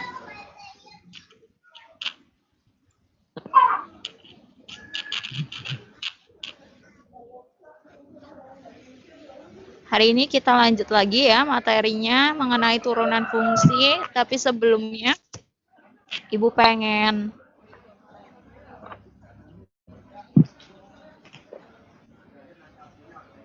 nunjuk satu orang. Tapi sebelum Ibu tunjuk, barangkali ada yang mau, boleh diangkat tangannya.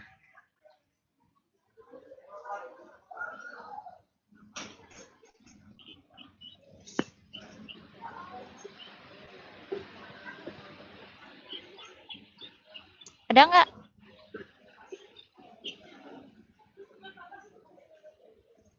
Halo, bisa dengar suara Ibu?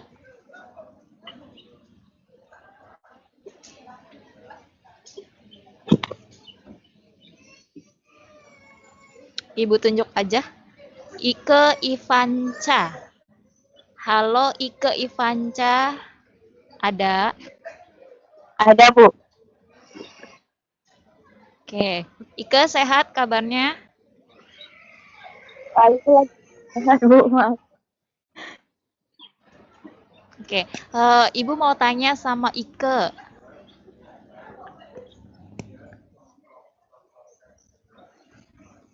Rumus Bu. turunan fungsi.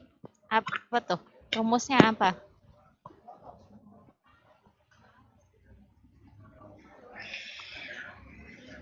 Untuk X pangkat N.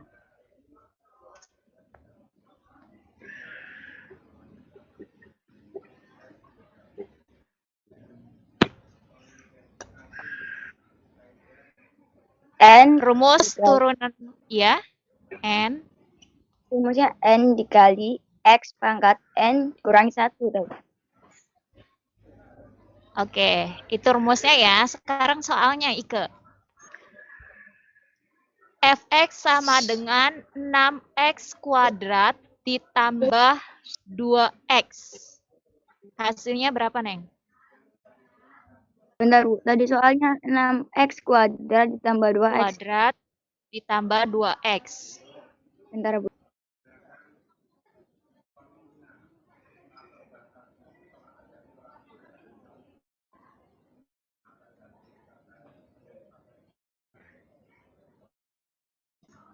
Ya, silakan dijawab. Bentar, Bu. Lagi coret-coretan dulu. Pakai rumus yang tadi Neng udah sebutkan.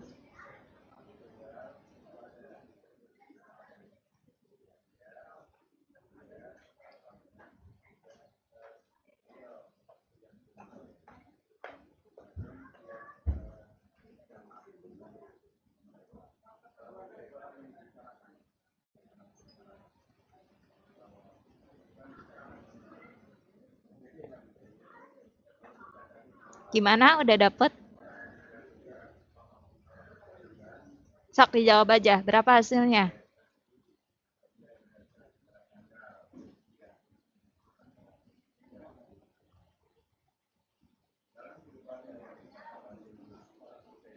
Yang lain, siapkan jawaban ya.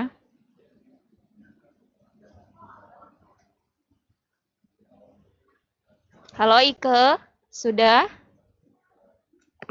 2 Sudah atau dapat hasilnya? 2 atau bukan?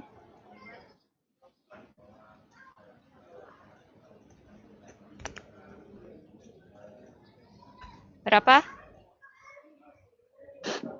2 atau bukan? Coba dinyalakan kameranya biar ibunya kelihatan.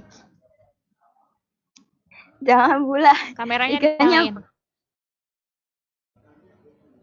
Nggak apa-apa, dinyalain kameranya. Ibu mau tahu penampakannya, coba lihat. Kameranya tolong dinyalakan ya, masih pakai pada background semua. Foto semua. Ibu mau tatap muka langsung, mau lihat audiensnya. Tolong dinyalakan kameranya ya. Ike, bisa dengar suara ibu, nyalain kameranya.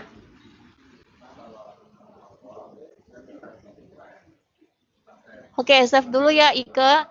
2 orang berikutnya, Ibu mau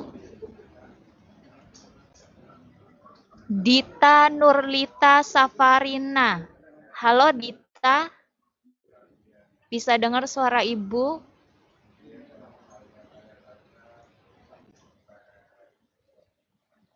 Ada Dita? Halo? Nggak ada.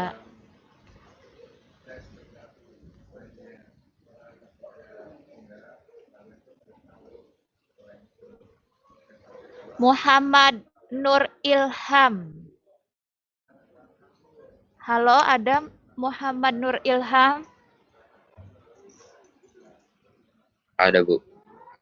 Ada. Coba dinyalakan kameranya dong, biar kelihatan sama ibunya. Muhammad Nur Ilham.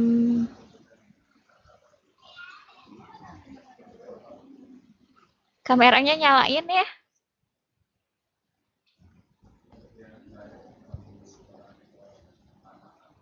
Ilham?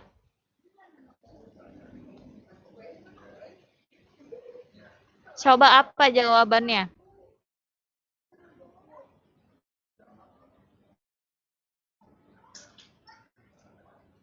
Ini dasarnya ya, untuk melanjutkan materi berikutnya, kalian harus sudah paham benar ya tentang turunan itu sendiri.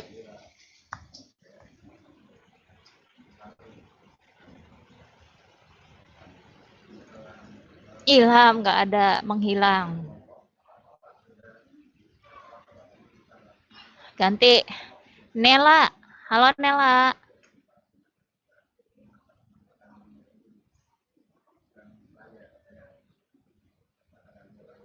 Nela ada? 1, 2, 3.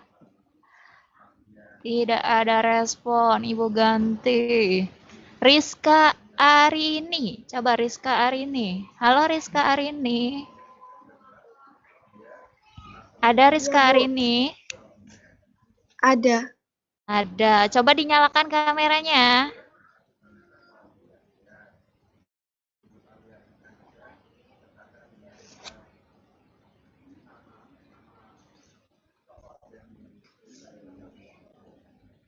Nyalain kameranya. Coba apa jawabannya dari pertanyaan Ibu tadi? Y sama dengan 6x kuadrat ditambah 2x. Turunannya berapa?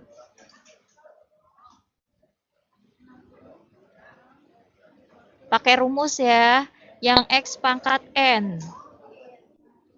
Rumusnya adalah n dikali x pangkat n min 1.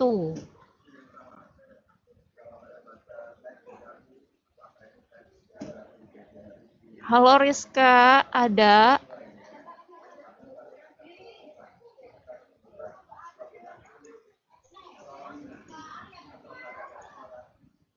Ya sudah, sekarang Ibu tawarkan. Siapa yang mau jawab? Masa dari sekian banyak nggak ada yang bisa jawab? Diangkat tangannya.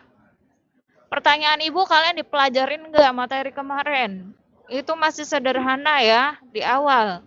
Segini banyaknya, sok siapa yang mau jawab?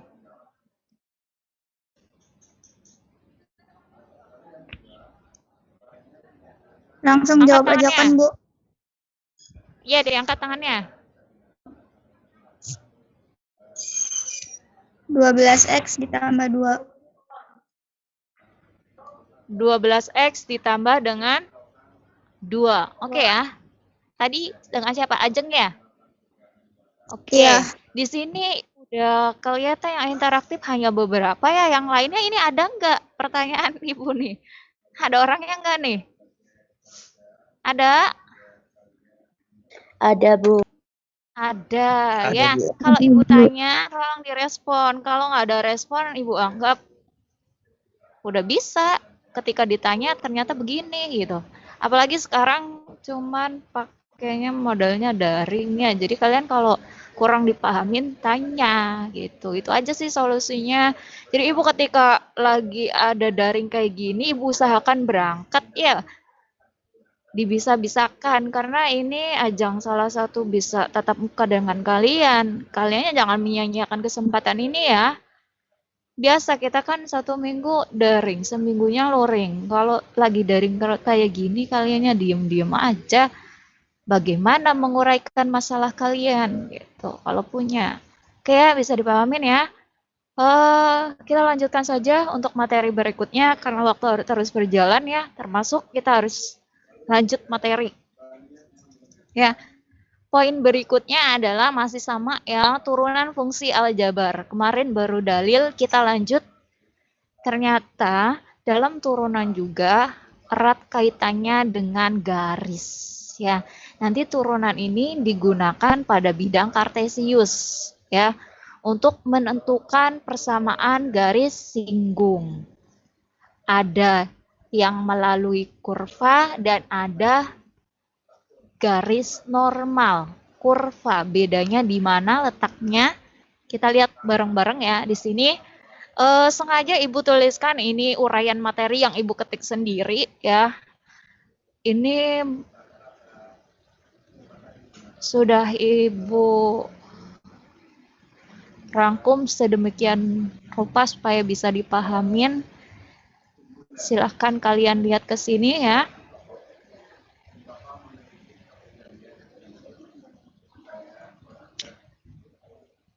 Nah, di dalam menentukan persamaan garis singgung nanti ini berkaitan erat dengan turunan.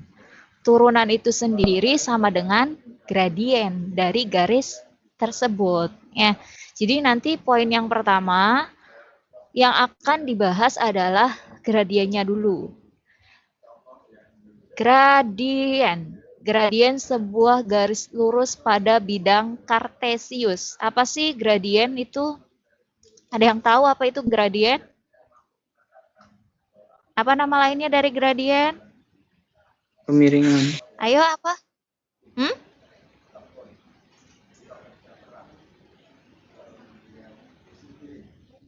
Halo? Apa gradien? Kemiringan. Ya, itu kemiringan adalah gradien ya. Teori umumnya bisa kalian cari, tapi di sini nanti poin pentingnya adalah langsung ke gradien itu sendiri ya. Ibu nggak panjang lebar untuk menjelaskannya karena waktunya sangat terbatas. Jadi langsung Ibu rangkumkan saja ya. Untuk gradien adalah kemiringan ya. Boleh disimbolkan dengan M. Kemiringan ini biasanya pada bidang kartesius ya, karena di sini yang akan kita bahas adalah bidang kartesius. Untuk gradien itu sendiri adalah perbedaan nilai Y dibagi perbedaan nilai X. Seharusnya ini Ibu gambar, cuman Ibu nggak cukup waktunya, jadi nggak Ibu gambar ya. Jadi intinya di dalam gradien itu sendiri adalah turunan untuk persamaan garis singgung atau garis normal kurva. Nanti boleh dilambangkan turunannya adalah dy per dx. Atau kalau kamu mau nulisnya y aksen boleh. F aksen X boleh ya.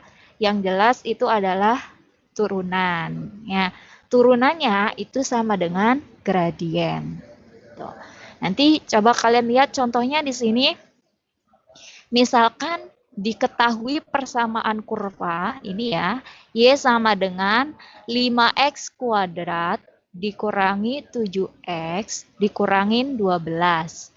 Coba kalian tentukan gradien garis singgung di titik 2,-6. Nah, di sini kalian hanya diminta gradiennya saja. Tadi rumus dari gradien adalah turunan. Berarti tinggal persamaan kurvanya berapa? Ya, kalian jawab persamaan kurvanya ini ya. Y sama dengan 5x kuadrat dikurangin 7x dikurangin 12. Gradien garis singgungnya itu M.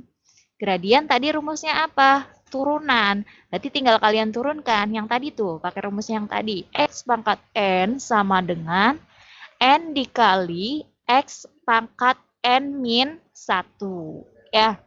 Jadi tinggal diturunin aja. 5x kuadrat berarti turunannya berapa? 2 dikali dengan 5. Berapa nih? 10. X-nya pangkatnya dikurangin 1. 2 dikurangin 1. Jadi pangkat 1. Jadi turunan dari 5x kuadrat adalah 10x. Kemudian turunan dari 7x berarti berapa? 7. Negatif 7 ya, sesuaikan. Sesuaikan dengan operasinya. Kemudian turunan dari negatif 12 itu berapa? 0 ya. Jadi 10x dikurangin 7 adalah turunan atau gradien dari persamaan kurva Y ini. Ya. Karena di sini kita punya titik, tinggal kalian substitusikan saja. Kalau pertanyaannya gradiennya saja, hasilnya ini 10x dikurangin 7. Kalau dilanjutkan pada titik, berarti harus menghasilkan nilai gradiennya. Gitu. Karena ini ada titiknya, berarti kalian harus substitusikan. Mana titiknya? 2 sama negatif 6. Oke, kenapa yang dipakainya cuma 2 saja? Negatif 6-nya nggak dipakai nih, nggak disubstitusikan. Kenapa? Karena gradien adanya variabelnya X. Berarti yang dipakai hanya titik X. Gitu ya. Nanti ada nama lain, misalkan yang diketahui dalam soal ada absis, ada ordinat. Kalian jangan terkecoh. Yang jelas di dalam mencari gradien yang diminta adalah nilai X. X atau boleh disebut dengan, ada yang tahu? Apa tuh nama lainnya? Absis. Absis adalah untuk lambang dari X. Ya. Kalau ordinatnya itu Y. Diingat-ingat. Nanti jangan sampai terkecoh dengan soal. Ya, apa itu absis, apa itu ordinat. Ya, oke kita lanjutkan. Karena di sini yang diminta adalah gradien. Udah dapat nilainya adalah 10x dikurangin 7, tinggal kalian substitusikan saja yang ada. X-nya berapa nilainya? 2 ya. X adanya di depan Y. Ini X, Y. Berarti X-nya adalah nilainya 2 ya. Jadi 10 dikali dengan 2 berapa nih? 20. 20 dikurangin 7. 13. 13. Benar nggak? Ya, ini gradiennya adalah 13. Sampai sini bisa dipahamin? Bisa. Bisa, Oke, Bu. kalau bisa kita lanjut ya. Poin berikutnya kita lanjutkan. Persamaan garis normal pada kurva. Ya, ini Ibu kasih pengertian sedikit biar kalian nggak bingung. Apa sih garis normal? Garis yang tegak lurus dengan garis singgung dan melalui titik singgungnya. Jadi nanti di sini dinamakan normal, berarti nanti garisnya itu tegak lurus dengan garis singgung dan juga melalui titik singgung. Jadi nanti intinya kalau garis normal pada kurva, gradiennya ini, pakainya yang ini. Ya, jadi M1 dikali M2 sama dengan negatif 1. Kalau itu tegak lurus. Karena garis normal itu sendiri adalah tegak lurus. Jadi ini dipakai hanya untuk garis normal. Ya, kalau sejajar beda lagi. Kalau sejajar M1 sama dengan M2 dan seterusnya. Ya. Oke. Ini untuk rumus garis normal pada kurva. Untuk persamaannya itu sendiri sama ya. Baik garis normal pada kurva ataupun garis singgung. persamaan garis singgung pada kurva. Sama persamaannya ini ya. Y dikurangin Y1 sama dengan M dikali X dikurangin X1. M-nya adalah gradien ya. Y1 berarti titik Y, kemudian X1-nya titik X. Ya, yang dimasukkan adalah X1 sama Y1. Ya, Y sama X-nya adalah bentuk persamaan. Jadi jangan dimasukkan nilai ya. Oke, ini udah ada rumusnya. Contoh kalian lihat. Contoh nih, diketahui persamaan kurva adalah Y sama dengan 4/X melalui titik A 1,4. Tentukan persamaan garis normal pada kurva di titik A. Garis normal ya. Oke, kalian diminta untuk menentukan persamaan garis normal. Normal berarti tegak lurus ya. Langkah yang kalian bisa lakukan yang pertama, ini untuk supaya kalian lebih jelas dulu, Ibu tuliskan ya. Garis normal tegak lurus terhadap garis singgung, maka rumusnya adalah M1 dikali M2 sama dengan negatif 1. Ya, tinggal kalian masukkan gradiennya itu berapa. Gradiennya berapa coba di sini? Negatif 4. Kenapa negatif 4? Dari mana itu negatif 4? Ada yang mau jawab?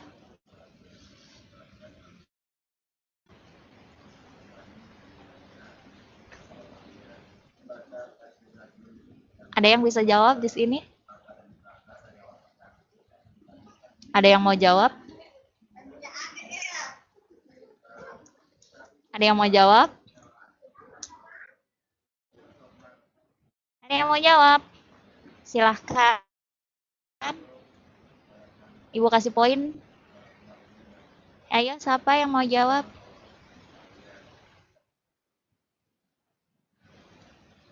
Ada? Ya. Ada nggak? Ajeng, coba mau jawab nggak? Enggak, Bu. Muhammad Andrianto? Jamal?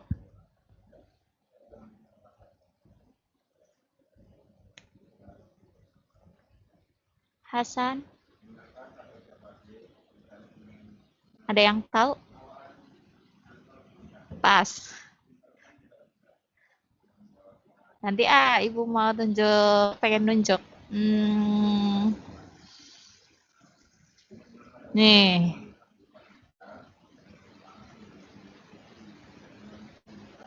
Sundari, halo Sundari, ada?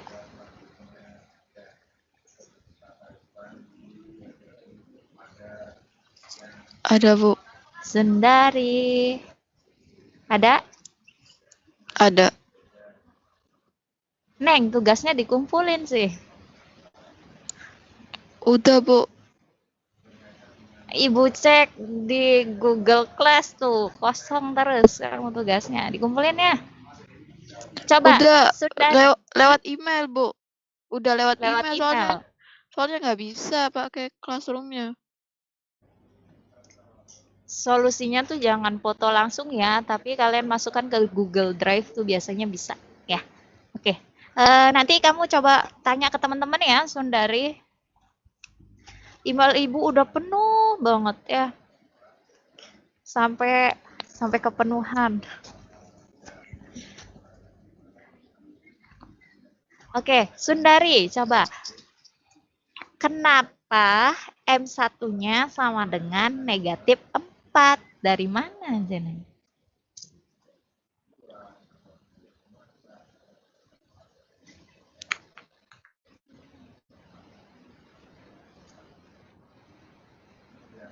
Bisa jawab nggak, Sun? Nggak tahu, Bu. Yang lain aja mungkin tahu. Oh, nggak tahu. Oke, terima kasih. Ada yang mau jawab di sini?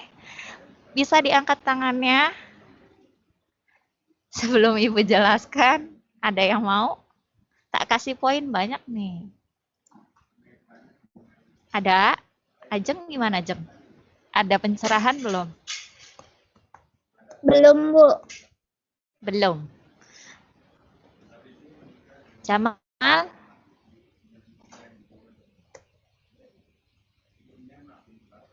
Jamal, ada nggak nih?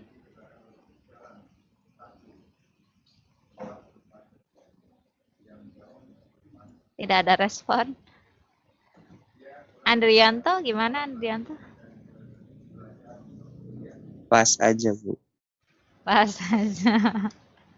Boleh, boleh. Ya, Dari oke ya. dari titik Y bukan, Bu? Dari titik E. Bukan.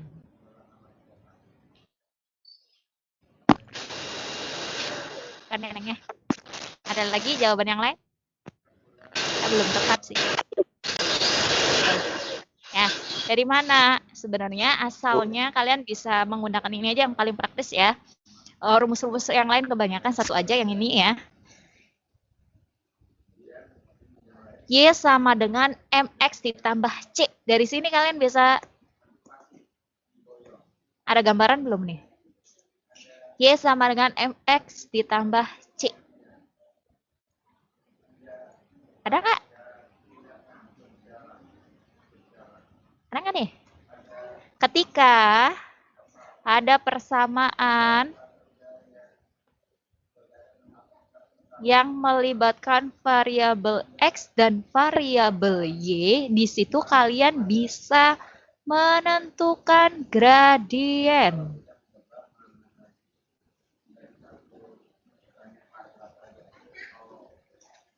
Ya. Jadi ketika ada misalnya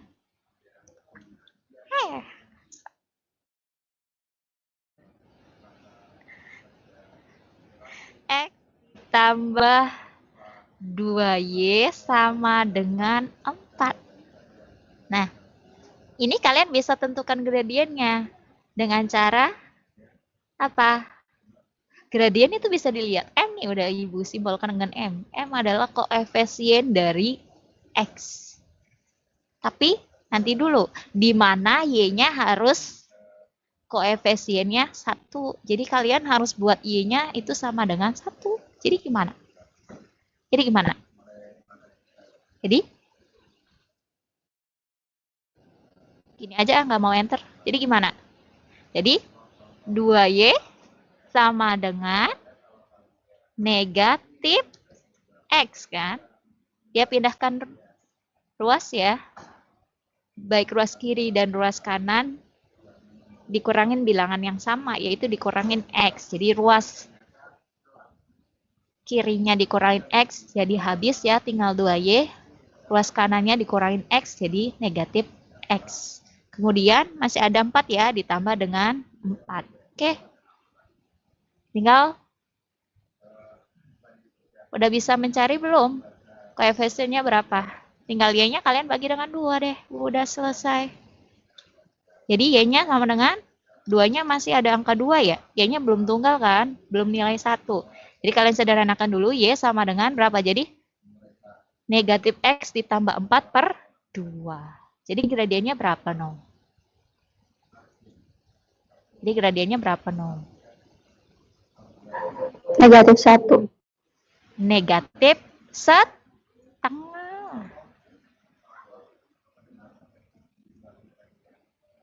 Nih 2Y nih, Y-nya 2-nya pindah ke ruas kanan, perkalian, jadi bentuk pembagian. Negatif X per 2 kan, sama aja dengan negatif 1 per 2. Gitu, jadi gradiennya adalah negatif 1 per 2. Ya. Kalau kamu mau ditulis boleh. X, kemudian 4-nya dibagi dengan 2. Udah belakang sih nggak ngefek ya, konstantanya nggak dipakai ya. Hitungannya adalah Y sama dengan negatif 1 per 2X ditambah dengan 2. Baru kalian bisa tentukan gradiennya berapa. Kalau di sini negatif, ya negatif di bawah ya. Yang jelas dia adalah koefisien dari X. Koefisien dari variabel X. Sudah gitu ya. Jadi cara menentukan gradien bukan dari titik Y, tapi dari rumus umum Y sama dengan MX ditambah C. Sampai sini bisa dipahamin?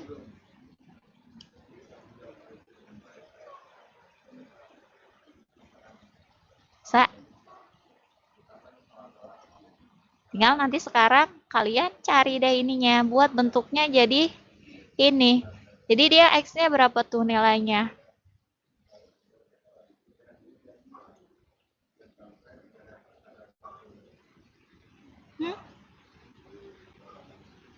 Negatif 2. Berapa tuh nilainya?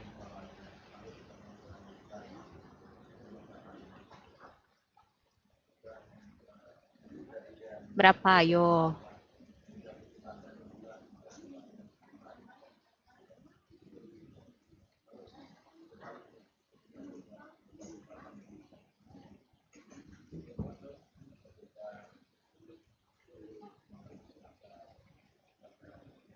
Halo? Negatif 2 bukan, Bu. Negatif 2. Jadi benar. Ayo, jangan lupa. Ini adalah bentuk umum ketika mencari MM adalah koefisien dari X. Ya. Ini Ibu nggak berbicara tentang turunan loh, baru gradien aja. Sekarang coba di sini lihat, garis normal tegak lurus. Yang pertama yang dicari adalah gradien. Di awal tadi gradien adalah apa? Turunan. Nah, naik lagi ke atas. Tuh, gradien adalah turunan. Ya, yang ini adalah salah satu menentukan dari gradien pada sebuah persamaan. Coba di sini lihat, poin berikutnya di sini adalah garis normal. Gradiennya adalah turunan ya. Jadi tinggal kamu turunkan saja yang ini nih. Sok, turunannya berapa yo? Sebelum ke ini. Sok, langkah pertama. Turunannya jadi berapa no?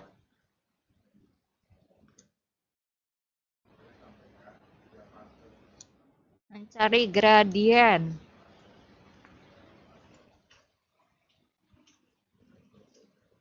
Turunannya ya.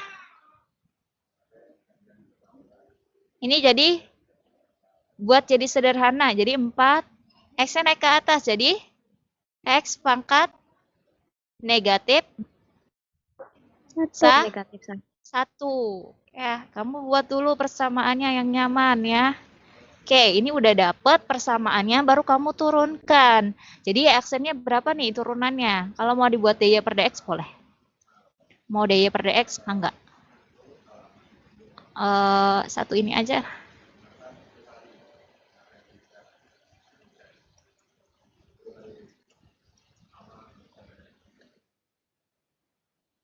Sok dibuat dy per dx kayak tadi biar nggak bingung. Sok turunannya jadi berapa? Mau langsung ya aksen juga boleh ya. Kalau mau dibuat dy juga boleh. Mau dy per dx boleh. Turunannya jadi berapa nih? Turunannya berapa? Turunannya berapa? Turunannya berapa sayang? Ayo berapa tuh turunan dari 4x pangkat negatif 1. Turunannya berapa? Min 4x Negatif. pangkat negatif 2. Pangkat min 2. Negatif 4 X pangkat negatif 2 kan? Ya, X-nya kan negatif 1. Negatif 1 kali 4, negatif 4. X pangkat negatif 1 dikurangin 1. Jadi X pangkat negatif 2.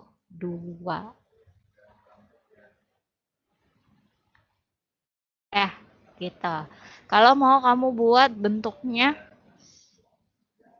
cantik, jadi gimana nih? Kalau mau dijadikan bentuk yang indah, gimana? Negatif. Bikin pecahan boleh. Ya.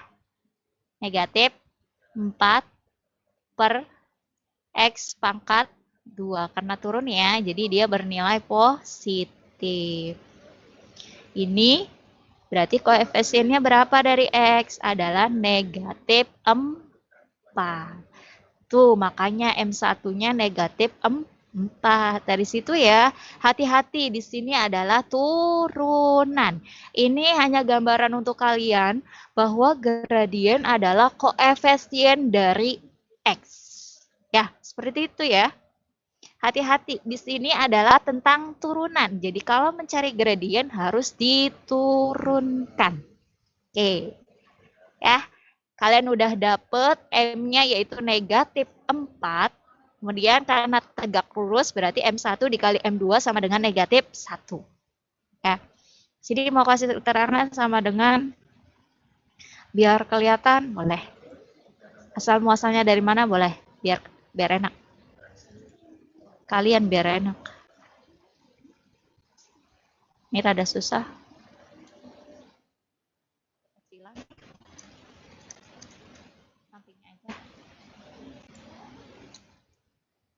M sama dengan negatif 4.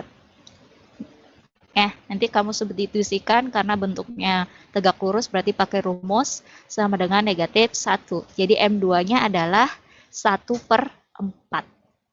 Ya. Kalau udah dapat gradiennya, baru kamu masukin ke persamaan garis normal pada kurva. Ya, ini ya, persamaan garis normal pada kurva. Tadi rumusnya adalah Y dikurangin Y1 sama dengan M dikali X dikurangin X1. Ya. Titiknya tadi berapa? Titiknya adalah 1 sama 4. X-nya 1, Y-nya 4. Ya. Karena di sini persamaan garis, Y dan X-nya ada. Jadi harus dimasukkan. Kecuali tadi hanya mencari gradien. Cukup koefisien dari X-nya aja. Ya. Oke, kita masukkan Y1-nya tadi berapa? 4 ya. Gradiennya berapa? 1/4 masukin. X1-nya tadi berapa nilainya? 1. Ya, tinggal ini mau disederhanakan dikali 4 boleh. Ya, biar gampang kamu mau dikaliin 4. Enggak. Di sini Ibu kalikan dengan 4. Ya. Mau langsung boleh. Dikali 4 juga boleh. Kalau dikali 4 tinggal semuanya baik ruas kiri dan kanan dikali dengan 4 ya. Y dikali dengan 4 adalah 4Y. Negatif 4 kali 4, negatif 16. 1/4 dikali 4, 1 ya. Jadi 1 dikali X, X. 1 dikali min 1, min 1. Ya, udah sekarang tinggal kalian gabungkan ya. Buat sederhana X sama Y-nya. Oke, kita pindahkan ruas di sini. Boleh ke kanan, boleh ke kiri, nggak masalah. Ya. Misalkan X-nya yang positif, tinggal ini 4Y-nya pindah. Jadi negatif 4Y. Ya. Kemudian min 1-nya pindah ke kanan jadi positif 1. Negatif 16 ditambah 1, negatif 15. Ya. Jadi persamaan garis normalnya adalah X dikurangin 4Y sama dengan negatif 15. Ya. Kalau mau dijadikan bentuk seperti ini, boleh. Kalau mau dijadikan sama dengan 0 juga, enggak masalah. Kalau sama dengan 0, berarti berapa? X dikurangin 4Y sama ditambah 15 sama dengan 0. Ya. Kalau mau disama denganin 0, tetap operasinya berjalan. Sampai sini bisa dipahamin?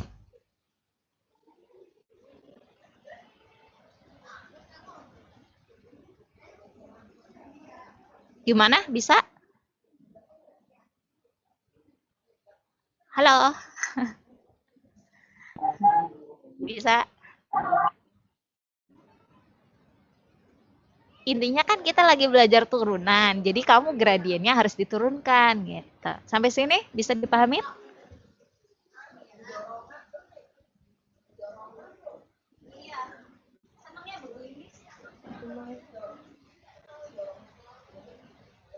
Bagaimana? Bisa dipahami?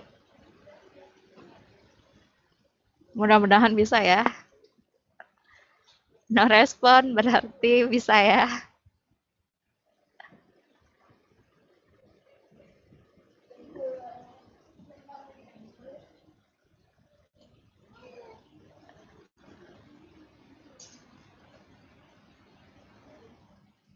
Gimana? Bisa? Tari berlanjut nih. Ya udah sampai sini aja dulu. Sampai sini ya.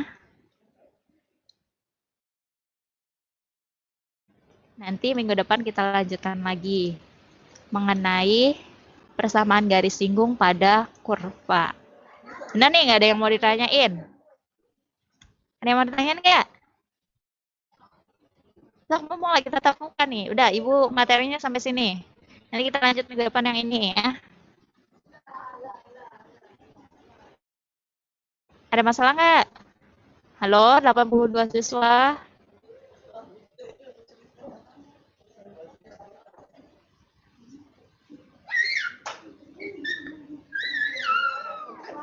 Bisa?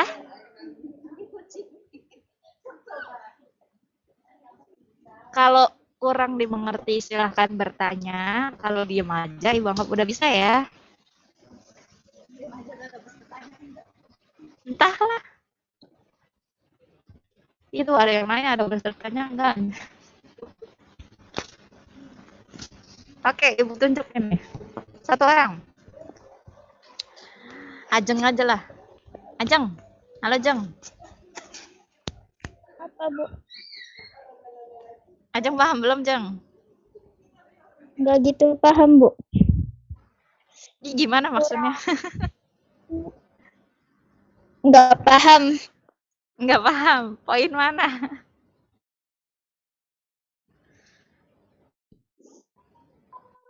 Poin yang mana?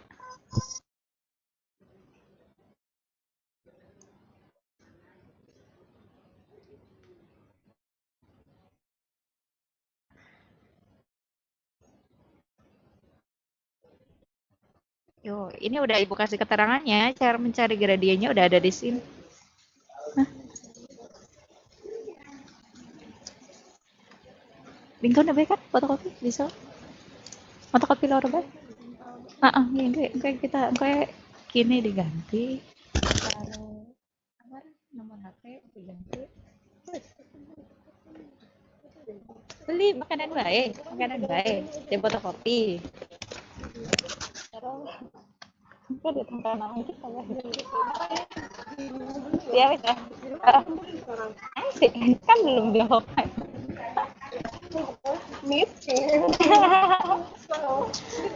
Iya, tak bawa ya?